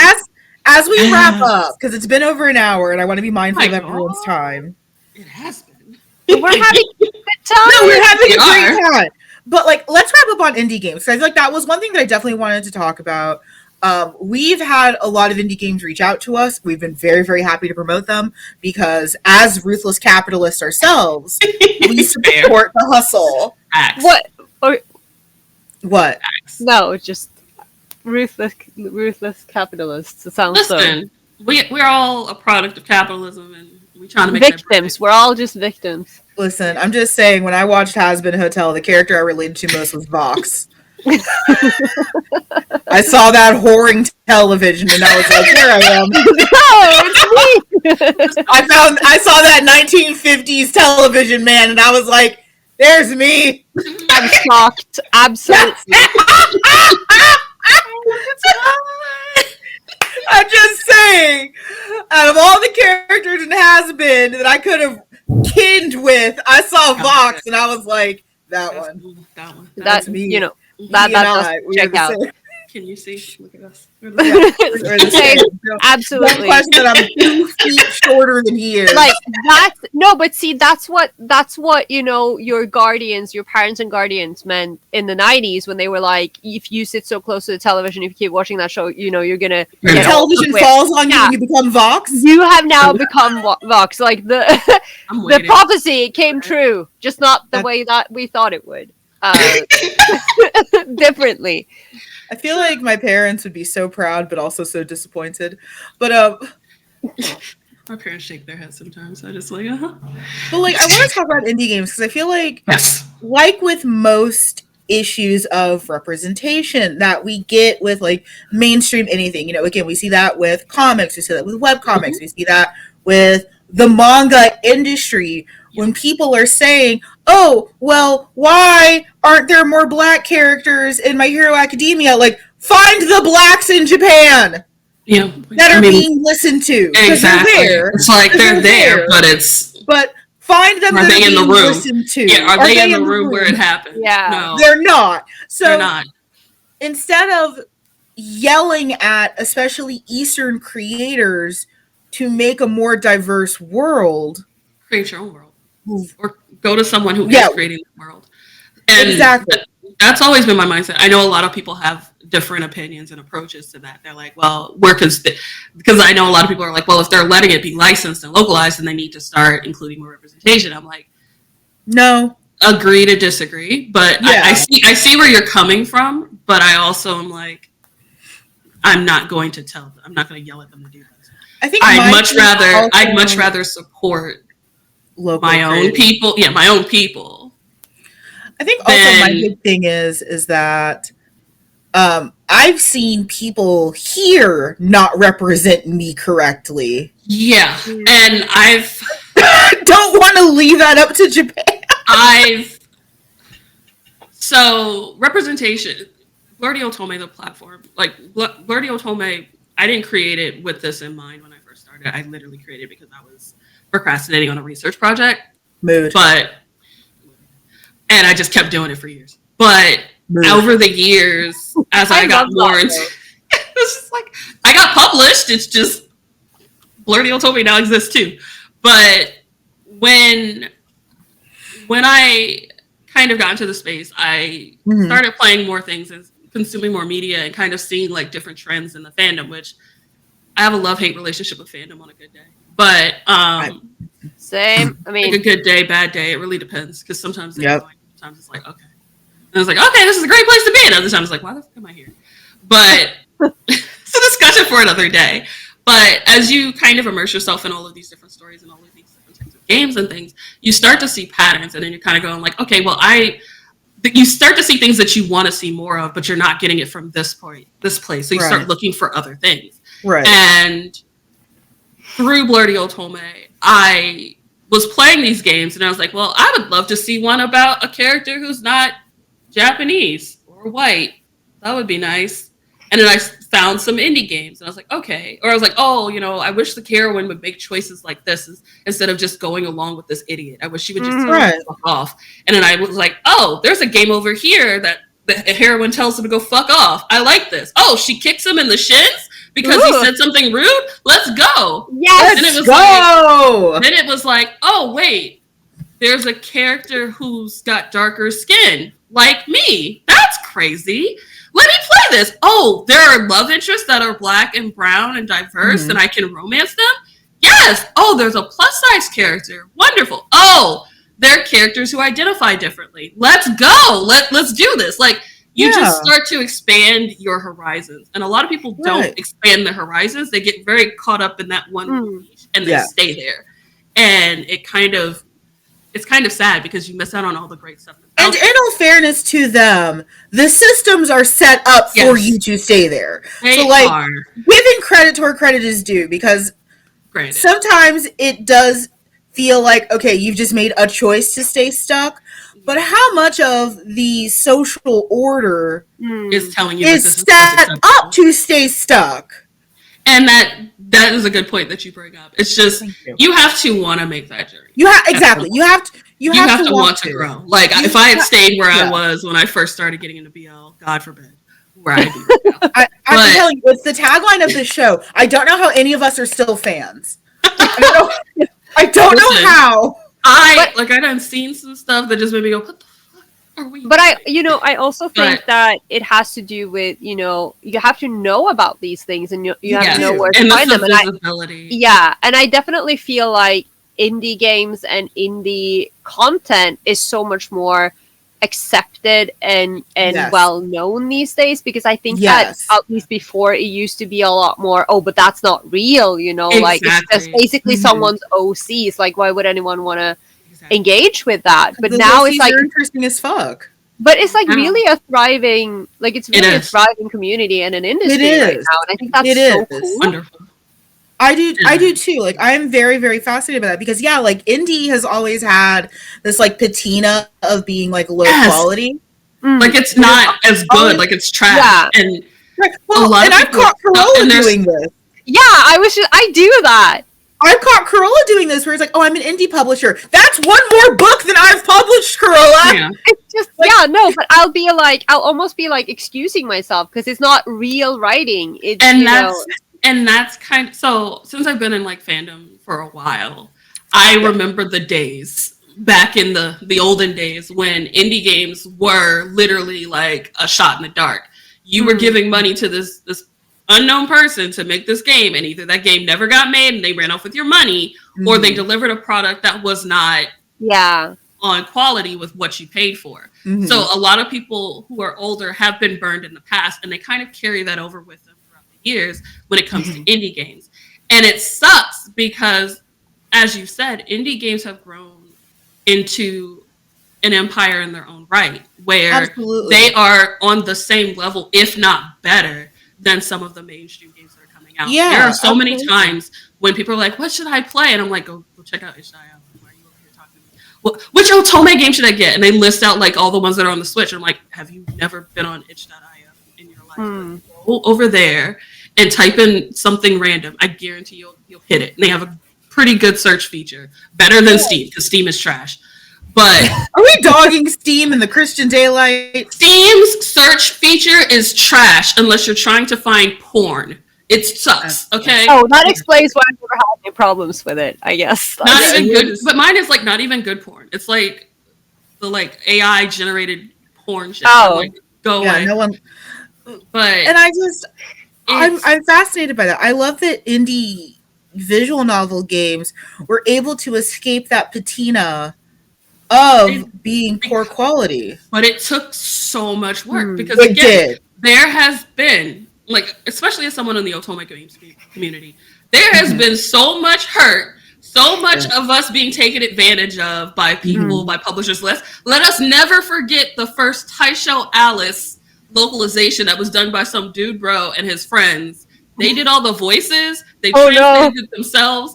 Instead of having it like be a download thing, they were just sending the exe files to people.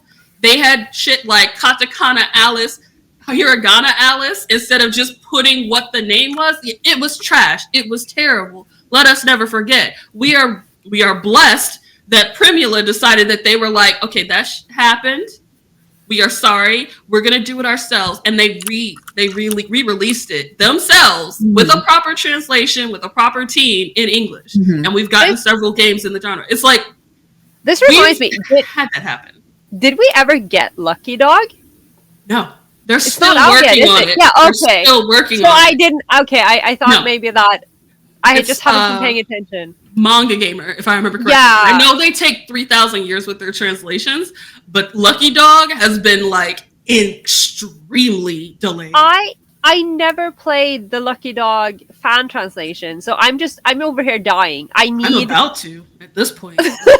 No, like, listen, when Jasper said we're not doing Lamento, I said, well, I got the thing on my old crap top that's held together with duct tape. You want to try it? I need Reconnect to get an official release. I need it. So someone asked about that at AX when they announced Parade, and they were like, look, we can't say one way or another if we're doing it. Probably not, but we don't know. And I was like, but you can. This is the same Jazz Blue. I love them. I support Jazz Blue I with all their rights and wrongs. But this is the same company that came out and said, we're going to localize all the Nitro Plus Cheer-All games. And then said, oh, so, we started the translation for Lamento, but we're not going to do it. All right. But I'm also like, this is we're completely moving away from the indie games. But just, just throwing it out there that I love Jazz Blue. I am so happy for what they are doing for us and, the work that they do. But also, I do question sometimes, why did you start with, why did you start with that game? Why didn't you? And why? Like, a little part of me is like, is it because that was the only license you can get your hands on? Yeah. Or what? And so like if Sweet Pool is your first title, that is they did Enzai and they did Absolute Obedience, which again same thread. But their first Nitro was Sweet Pool, right? Sweet Pool, and which is literally the most twisted Omegaverse I have ever seen. My dude literally could not find the right alpha, so he keeps giving birth to meat monsters. It's so bizarre. I went in blind. Yeah. My God. Yeah. Sorry. I knew the characters from fan art and cosplay. I knew nothing about the storyline, but I knew. It was an experience. Again, I really enjoyed it, but it's something. It's not for everyone. It's not, but just a brief on Sweet Pool because I love Sweet Pool. It's one of those games that's like it's hyper gore and just hyper violent stuff. But when you look at the message it's trying to tell, you're like, damn, that's a really good fucking story. Because it's about a character who literally he has this condition where he gets sick all the time and then he has to go back. And then he gives birth to these meat monsters constantly. And at first he's like, wait, is this really happening? Because when he looks, they're gone. They're not there. Yeah. But it's actually happening. And it's because I don't know how to describe it because the game is really weird religious and stuff. But he is meant to give birth to essentially the Antichrist. It's literally the story. He's supposed to give birth to the Antichrist. And there are these guys who are meant to mate with him. And they're all let's in Omegaverse terms, he is an Omega, and they're all alphas. And only one of them is his true alpha mate. All the other ones will have him giving birth to these very deformed meat monster things, abominations, and will slowly drive them both mad and they'll die horribly. But the true alpha mate, they will find each other, they will fuck, and they will give birth to the Antichrist. However, in doing so, their bodies will die because they will become nutrients for the Antichrist. But that's just how fate works. And regardless of what these characters do, that is their fate. And in the game, a lot of the plot and the themes are fighting fate or just fighting your fate, kicking and screaming, or walking into it, knowing what you're going to have to do, knowing how it's going to end, and having your head held high and just doing it and claiming it and owning it and just being I'm not going to let this define me because yes, this is going to happen to me, but I'm going to live my life the way I want. I'm choosing this. And that's represented in the types of choices you make in the game. They're instinct and reason choices. And you can react to different situations by going with instinct or reason. And depending on the ratio of choices you make, you will end up with one of the various endings. There's only arguably 2 good endings, and none of them are really good endings. Yeah, they're sweet. Yeah, I'm not hearing a good ending in there. But it's these characters choosing to accept this fate and walk in head held high with pride and with all of this stuff and just going through it. It makes it easier than just having them dragged to the arena, kicking and screaming, and it's still happening anyway. So that's what I love about Sweet Pool. It's not for everybody, and it's graphic. The meat monster thing is weird, and the weird. There's one route where dude eats him. Yeah, I mean everything you've described is weird. Please let's Okay, indie games. Indie games because not weird. Everything you've just described. I love that about nerds, where it's oh yeah, this anime is kind of weird, and it's the most okay. Ever. I played a game where everybody has this terminal illness where they're all gonna die. It's not an indie game.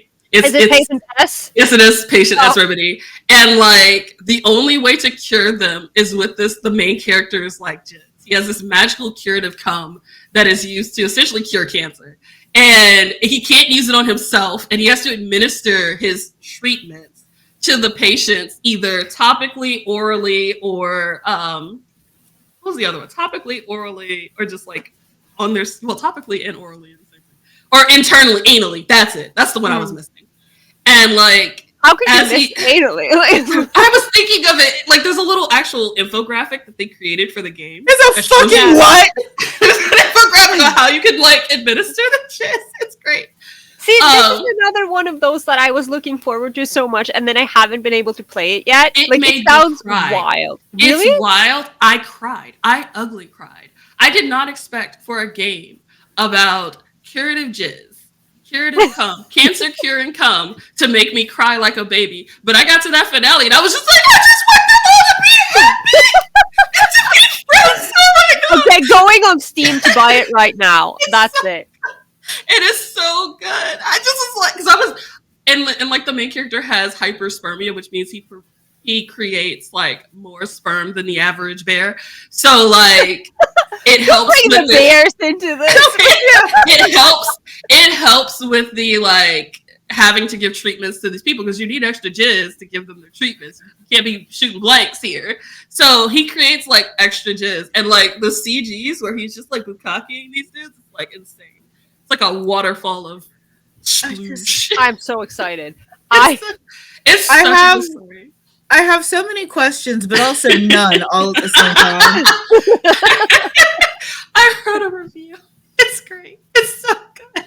Like, I cried so much. Like, I have so many questions, and then simultaneously, I don't want any of those questions answered. But indie games, right? There are, so yeah, like I was saying before, we went on a huge tangent. But indie games come about in a space to fulfill a need.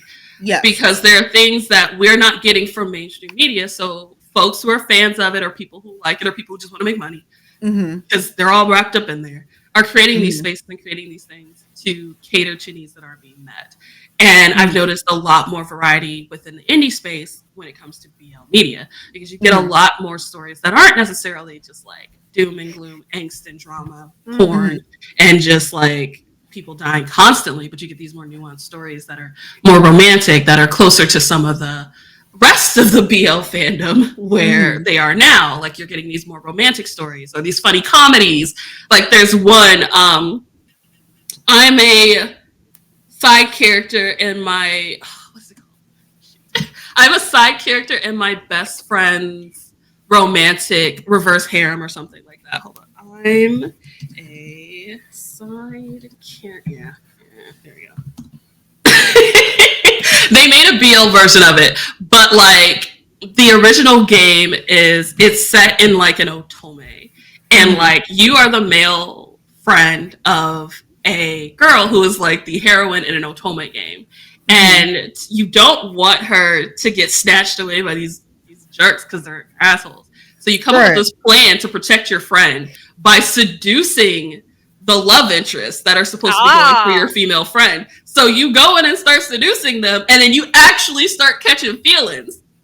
And it becomes a BL, and you all start like romancing each other. It's so cute. It's so cute. It's so stupid. It's so fun. And they've made like several different like versions of the game. Hilarious. I'm just like funny. Googling for it to save my life right now. Just like it is so funny. It's like I'm a love interest in my childhood friend's reverse harem. It's a comedy. It's so fun. They've written a couple of like things. They even wrote a spin-off where the love interest that you try to seduce, they pair off and they start going out, and then it's their romance, and it's like hilarious because they're like complete opposites. I love that. You've got Sensations. I'm looking at my series. I'm like, I need to make sure I get the names. Sensations, which is literally you are the deadly sin of lust. You died and you went to hell, and Lucifer decides to, because like the original sin of lust doped the fuck out of there for some reason. So he's like, I'm looking for another one. What happened to Asmodeus? Who knows? So they fuck you. It's your has-been life, Amanda. It's not even has-been. Like, I've read... No, I read the Ars Goetica for fun. Oh my god. And it's so funny because I've always loved Stolas. I've loved Stolas since I was a teenager. And, like, yes, I love, like, Hell of a Boss Stolas, and I was like, oh, you only like Stolas because of Hell of a Boss. Like, I've been a weird cryptid nerd for so much longer. Is this where I'm supposed to reveal that I'm an actual idiot and thought Stolas was, an original character in... No, bitch! Now we're gonna talk about the Ars Goetica for 2 hours. Oh my god! No, you said indie. No, let's try to stick. Indie game, sorry. You're giving me a space Carola and I are going to talk about Ars Goetica. I was going to say. Indie games now. I specifically came on here, so I was like, I'm going to shout out all these indie games. Let's go. Yes! I was ready.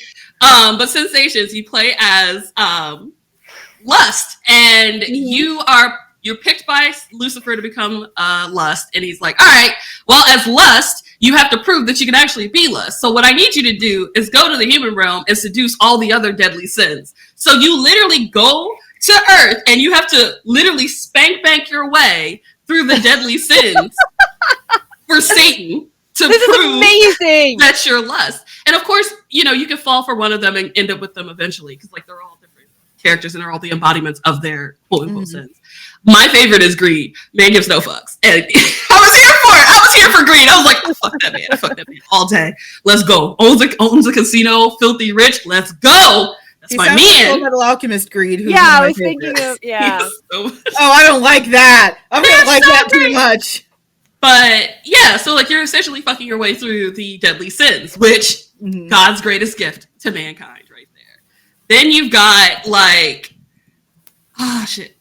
God did not invent the 7 deadly sins. No. Then you've got Hardcore Dev. They created the Symbiote, which everybody's blue alien fave Brave with the most beautiful I have ever seen. That is the prettiest penis. I remember you talking about this in one of your panels. Yeah. Oh, I did. And then also, fun story. So they were giving away gift cards during CitrusCon. And during like the opening, I think it was the opening of CitrusCon, they were asking questions. They're like, okay, if you answer the question, you get a gift card. They asked, okay, this blue alien has a pretty... I was like, Brave! I know this one, Brave! And they're like, damn. They're like, where do you got it? I was like, damn straight. I remember Brave's dick. It was pretty as hell. I will never forget that dick. It was gorgeous. Ribbed for your pleasure. Had these little knobs on the side. It was gorgeous. Whoever drew that, chef's kiss. Why does this sound like me in Catholic school when I knew all the demons too quickly? Look, it was beautiful. I was like, damn, that's a dick. But you play as Danya. I was like, what the hell is his name? Danya.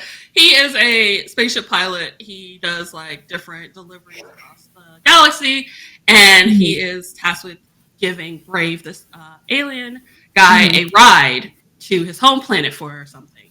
But Brave has a secret. He has another alien with him that is his symbiont that he uses to help cure his special needs, his special condition, and it's through sex. It's a tentacle thing that looks like a dildo with tentacles, and it's actually really cool.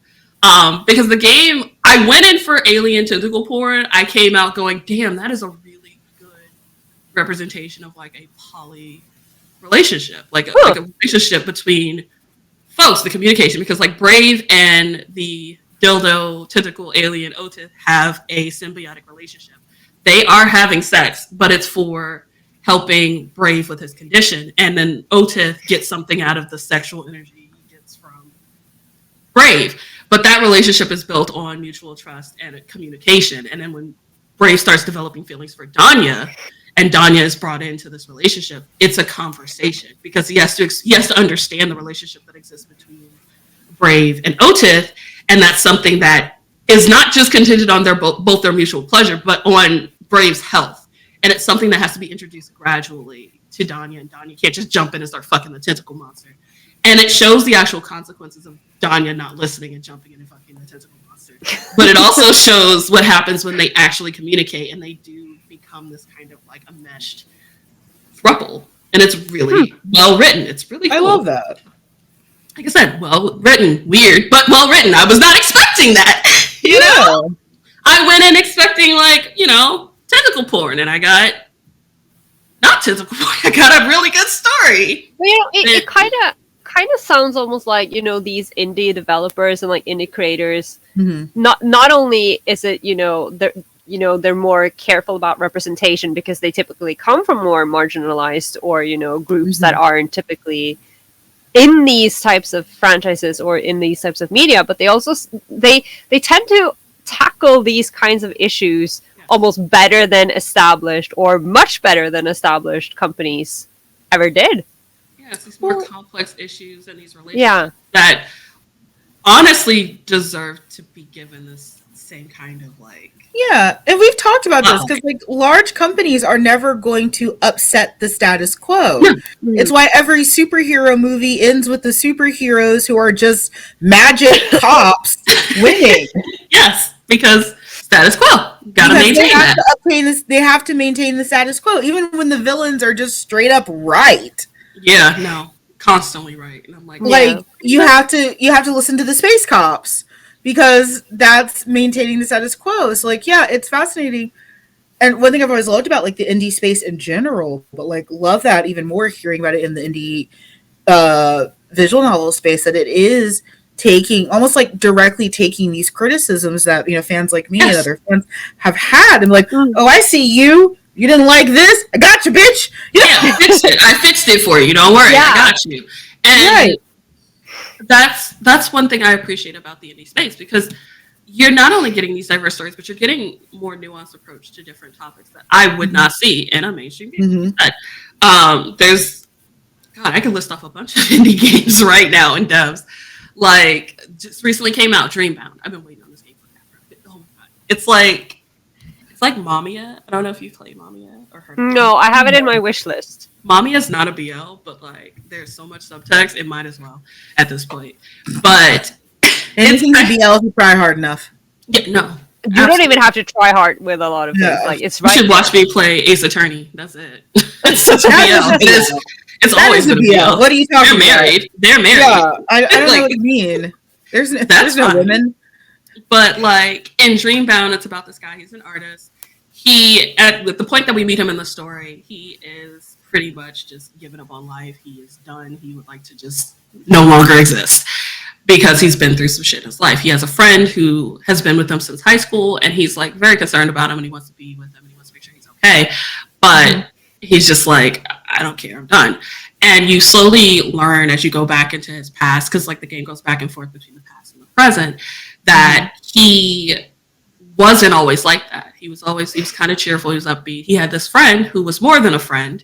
And it kind of is this cute, like, coming of age, first love romance between him and the guy. And you see them coming together, and you see them falling in love, and you see them having this cute relationship, but you know something is going to happen to make him become the person he is present. And then it does happen. And you're just kind of like, oh my God, like, what do you do? But then you go back to the present, and he's like having these like visions where he's like traveling to different worlds and he's meeting these different like supernatural characters and his friend who's normal but totally there. And one of the characters looks like the first love, and you're kind of like, who is this? If that character is dead, then who's this? What are they doing here? Why are they here? Then you meet another guy who seems to know what's going on, and he's just kind of like being a freaking troll the whole time.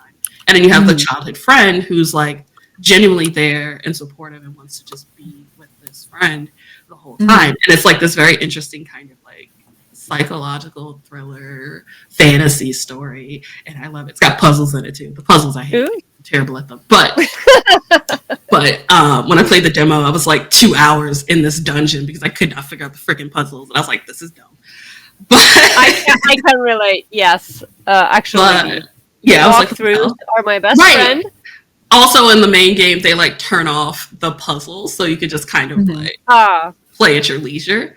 But that's the same company that did 2.5 Studio, the same studio that did The Divine Speaker, which is a fantasy adventure BL game. You play as a character who grows up in this like very insular community where everybody follows the what is he called? He's called something speaker, but I can't remember what the first part is. But he's like the speaker. He's like the word of God. And he pretty much gives them like instructions on how to live healthy, good lives. And the main character unwittingly stumbles into a place he's not supposed to be. And he gets kicked out of the village. And that's the only place that he's ever known. And now he's kind of like thrown out into the wilds where he's told that there's nothing out there, that everyone out there died. And the only thing that exists is that town that he was in. But he finds out very quickly that they were lying to them. There are people out there. There are things out there. And he starts to meet them, and he starts to go on this journey, this epic quest to kind of figure out like what the hell is actually going on. Who is he? What's his background? And it's like high fantasy stuff, but you've got like really fun comedic moments and like dramatic moments. He's getting visions of like someone talking to him, trying to tell him, to guide him where to go. And it all leads up to this really big reveal at the end. And there's sex. Of course there's sex. There's always sex. But, you know, it's a different story. It's not doom and gloom. It's a nice balance of like fun comedic stuff, rom-com stuff, and then like, oh, there's a plot. Like there's a fantasy plot going on. They have to like hack and slash through. So I don't know, there's just a lot. Then you've got your camp buddy, which is literally at an adventure camp with your friends, and everybody's 18 years or older at this summer camp themed adventure camp. I'm like, whatever, liars. But it's more lighthearted, you know, the power of friendship, everybody getting together and having fun, but also developing these relationships that become romantic and sexual. Yes. But, like, it's a cute story. I mean, for the most part. You don't talk about Taiga because that round's just angst. But everything else is pretty chill and cute. Like, it's really fun. It's really cute. So you've got so much more variety of just, like, different games that... Or my favorite. I just looked at it and I just thought about it. Okay, it's called Beyond Eden. It's a Korean BL game. Okay. And it is revenge porn. I love that game so much. Oh my god. Main character is it Alex? Yeah, his name is Alex. And he is literally Count of Monte Cristo in this shit. He has been plotting revenge for like 10 years. Like this Baron and his family fucked with his sister. And my guy was like, I'm going to get revenge. So 10 years later, because he was living in the house with the Baron and them, and he left after shit went down. And he literally spent that time amassing wealth, becoming more, you know, prominent in the nobility. He comes back under the guise that he's visiting the family just to kind of catch up and see how things go. But really, he's coming back to fuck with this entire family. And he systematically goes through the Baron's sons and seduces them.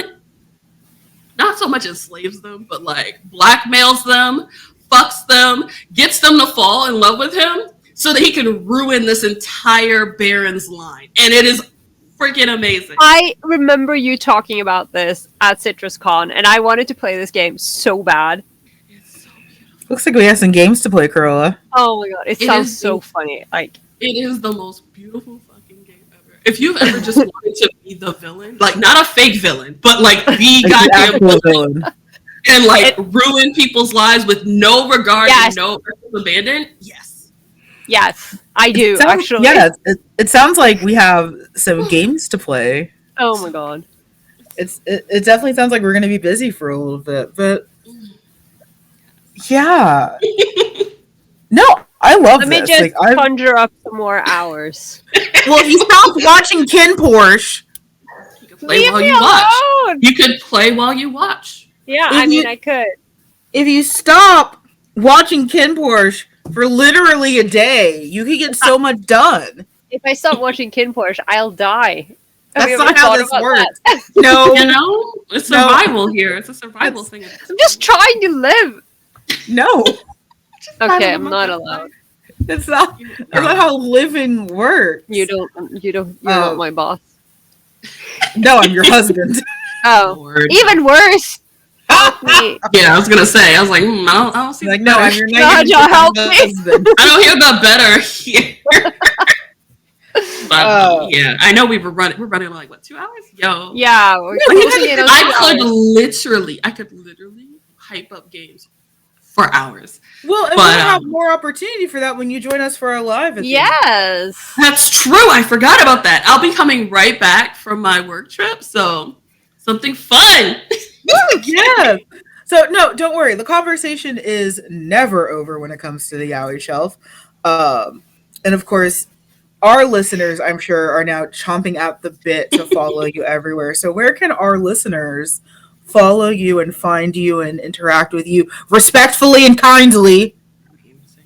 Because we're watching you. Please be nice. I mean, I'm not worried about our listeners. Unironically, I know every creator says this about their fan base. It's like, my fan base is great. It's like literally like PewDiePie and it's like a bunch of Nazis. Yeah, but like some people are lying. Some people are liars. Yeah, they're not talking. Yeah, but like genuinely, our fan base is great. I'm not worried about them, and I know that they'll love your stuff. Even if I'm pretty sure also there's already an overlap. Yeah, I'm sure there's already overlap. But for those listeners who this is your first episode, which again, I'm always shocked by which episode is someone's first at the Yaoi Shelf. Really hope no one's first episode was last month's episode, because that was a lot. Shout out to the person who literally had us playing in a car on a road trip. Oh my God. Yeah, that is brave. One of their friends. Wow. That is. Yeah, no, I recommend no one play me in front of other people unless they have to be like people that are kind of like on the same. Even then, because I'm liable to say something and then be like, well, I said it. I can't take it back. Let's move on. It's the internet. It's there forever. Yeah, where can our listeners find you? I am Blerdy Otome everywhere. I am most active on Twitter. I refuse to call it by its stripper name. Instagram. Yeah, I refuse. It's a dumb change. I'm on Instagram. I'm on Blue Sky. I am on Twitch, where I stream game playthroughs. I mostly play visual novels and stuff. I'm going to be playing some indie games this week before I dip out. There's my website, BlerdyOtome.com, which is spelled BLERDY Otome, like it sounds. Where I write reviews, I do interviews, I do recommendation lists, I do a lot. There's a lot of stuff there. But yeah, my socials or my email.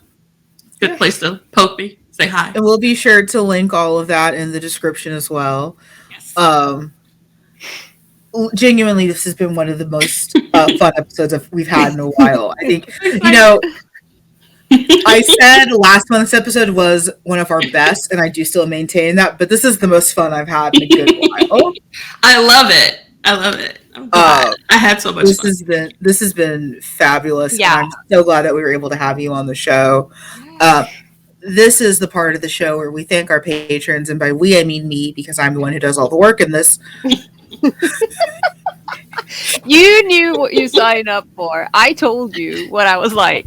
Yes, this is true. In our contract, it says explicitly, Carola is not going to do anything. That's good. And I agreed. But let's see. Dobie80, Koval, Sue, Lucy H, Amora Blue, Nabila, Rin, Wesley, Jamie, Lauren, and Che. Thank you so much. Thank you for your support. Your monetary support helps us buy gifts for our guests, and not at all this Coach bag shaped like a lemon that I'm staring at. Nice. And not at all this lemon Coach bag that is screaming my name. Never. Not at all. Actually, no, I've decided with our next Patreon payout, I really want to commission an artist to do either the Omegaverse Goya painting or the 1950s AU. Oh my god, the Omegaverse Goya painting. Because it's the best. Oh no. So I've already decided, so no expensive Coach bags for me. We're paying artists. But I'm gonna buy all these games I have no time to play. Don't Stop watching Ken Porsche for 5 minutes and buy the games, play all the indies. I don't know why I sounded like such a fucking boomer. It's like, Olivia, stop watching that gay ass show about the Asians. You know? You sound like a 70-year-old grandma. The racism is coming out. It's like, you'd stop watching those Asian men kissing all the time. You'd have. Yeah, if I stopped watching those Asian men kissing all the time, I had more time to play games where Asian men are also kissing. Yeah, there it is. Literally, it's the 3-screen model. It's like on my phone, Yaoi, on my laptop. Maybe I should get another honestly monitor.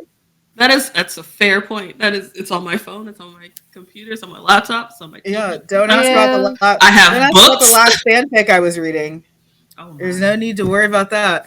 But thank you. You can find us all over the social internet at the Yaoi Shelf. Our links will also be in the description. Carola, I'm going to make you work. What are we covering next month, which is Pride? You know, that is a very good question because we went back and forth on it, and now I'm feeling a little wobbly. We confirmed it. We have confirmed that we are sticking with the original plan, yes? We have. It's literally in the outline. Yeah, I know. I just checked, but then I got unsure. Yeah. I'm so sorry. I am a put-together serious person, I promise. I'm just very tired. We are delving into Pride Month, which is, everywhere except where I live, because they decided that Pride in my city had to be in September. Yes. When it rains, because fuck my life, I guess. But yeah, we're going to be celebrating Pride by talking about BL versus MLM Western fandoms. Yeah, we're going to be going into some semantics when it comes to, what qualifies as an MLM, which does not mean multi-level marketing. Not that one. Please understand how confused I was when all of these MLM scheme documentaries started coming out. Yeah. I was like, wait. No, I still get confused every once in a while. And I'm like, you mean like Herbalife? Like, I still get confused. Herbalife, taking us all back. I was Black, raised in the South. I knew somebody that sold Herbalife. We all did. I think I did. Everyone fucking sold Herbalife, and they'd always gaslight you and like, it tastes great. This tastes like chalk. And also, Mary Kay.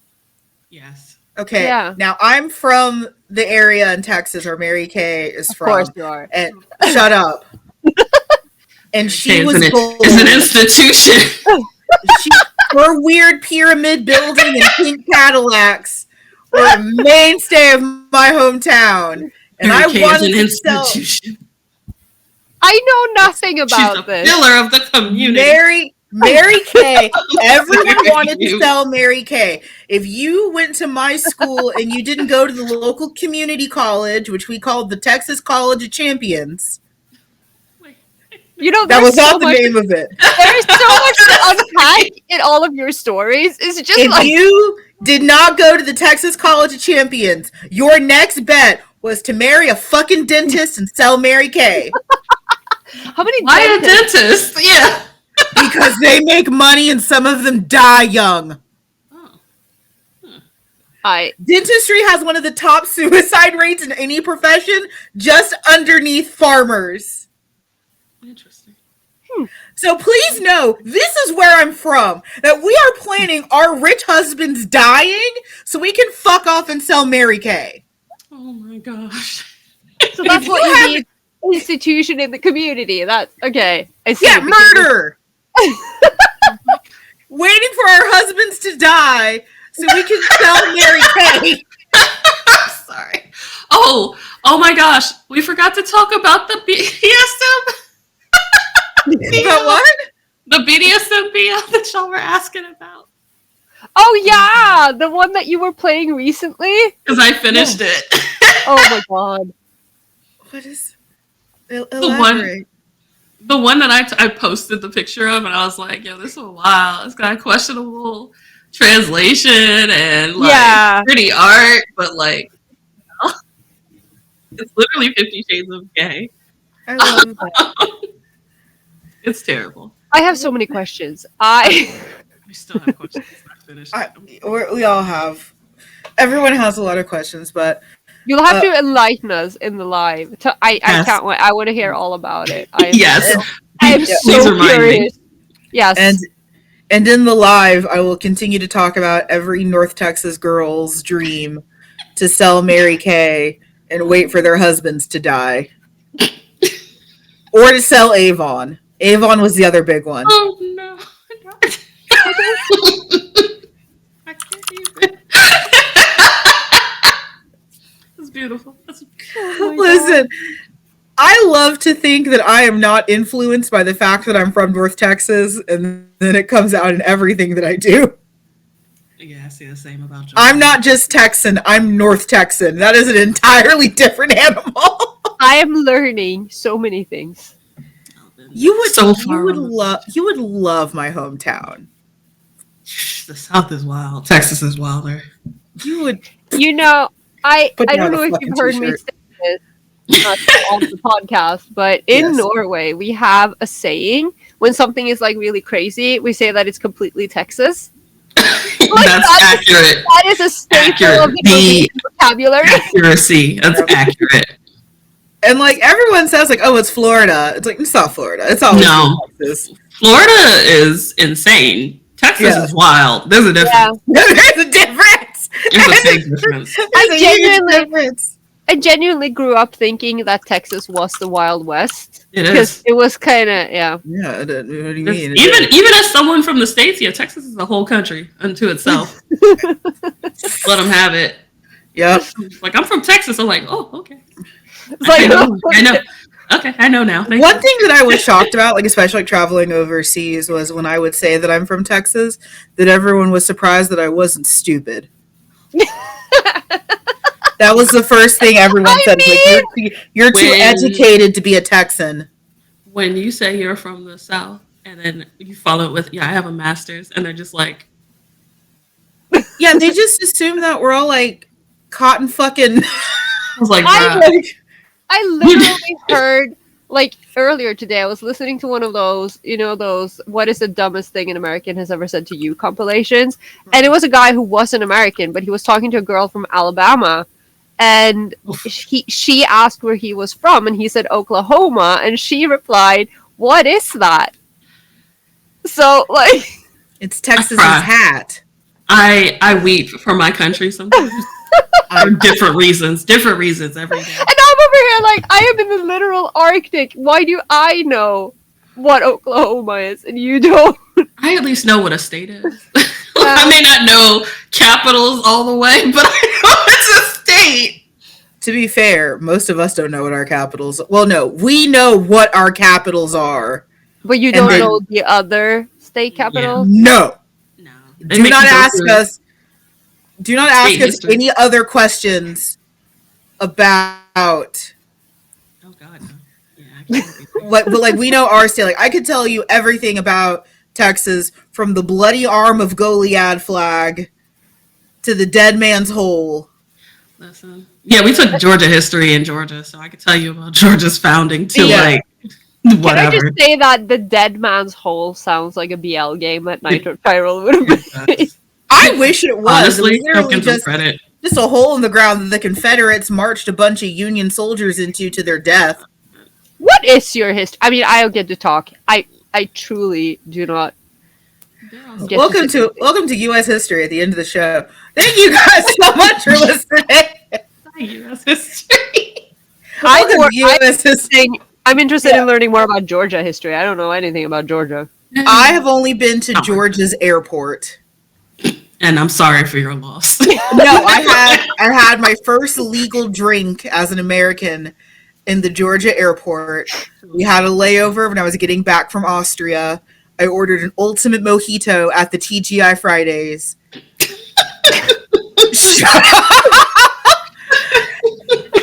Was it ultimate mojito?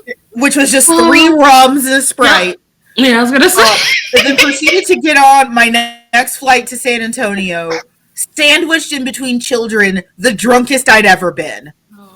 Wow. And like very time hungover because I had flown from fucking Austria. Jesus. So already very tired, and then 3/4 just rum. Listen, you're not. Yeah, and you're not very tall, so like, fuck off. Fuck off. That was perfect. That was perfect. Most of my body weight is rum, and then 2 children. The family in the back is like, I'm so sorry, my child, they're sick, they're gonna cry. That kid, perfect.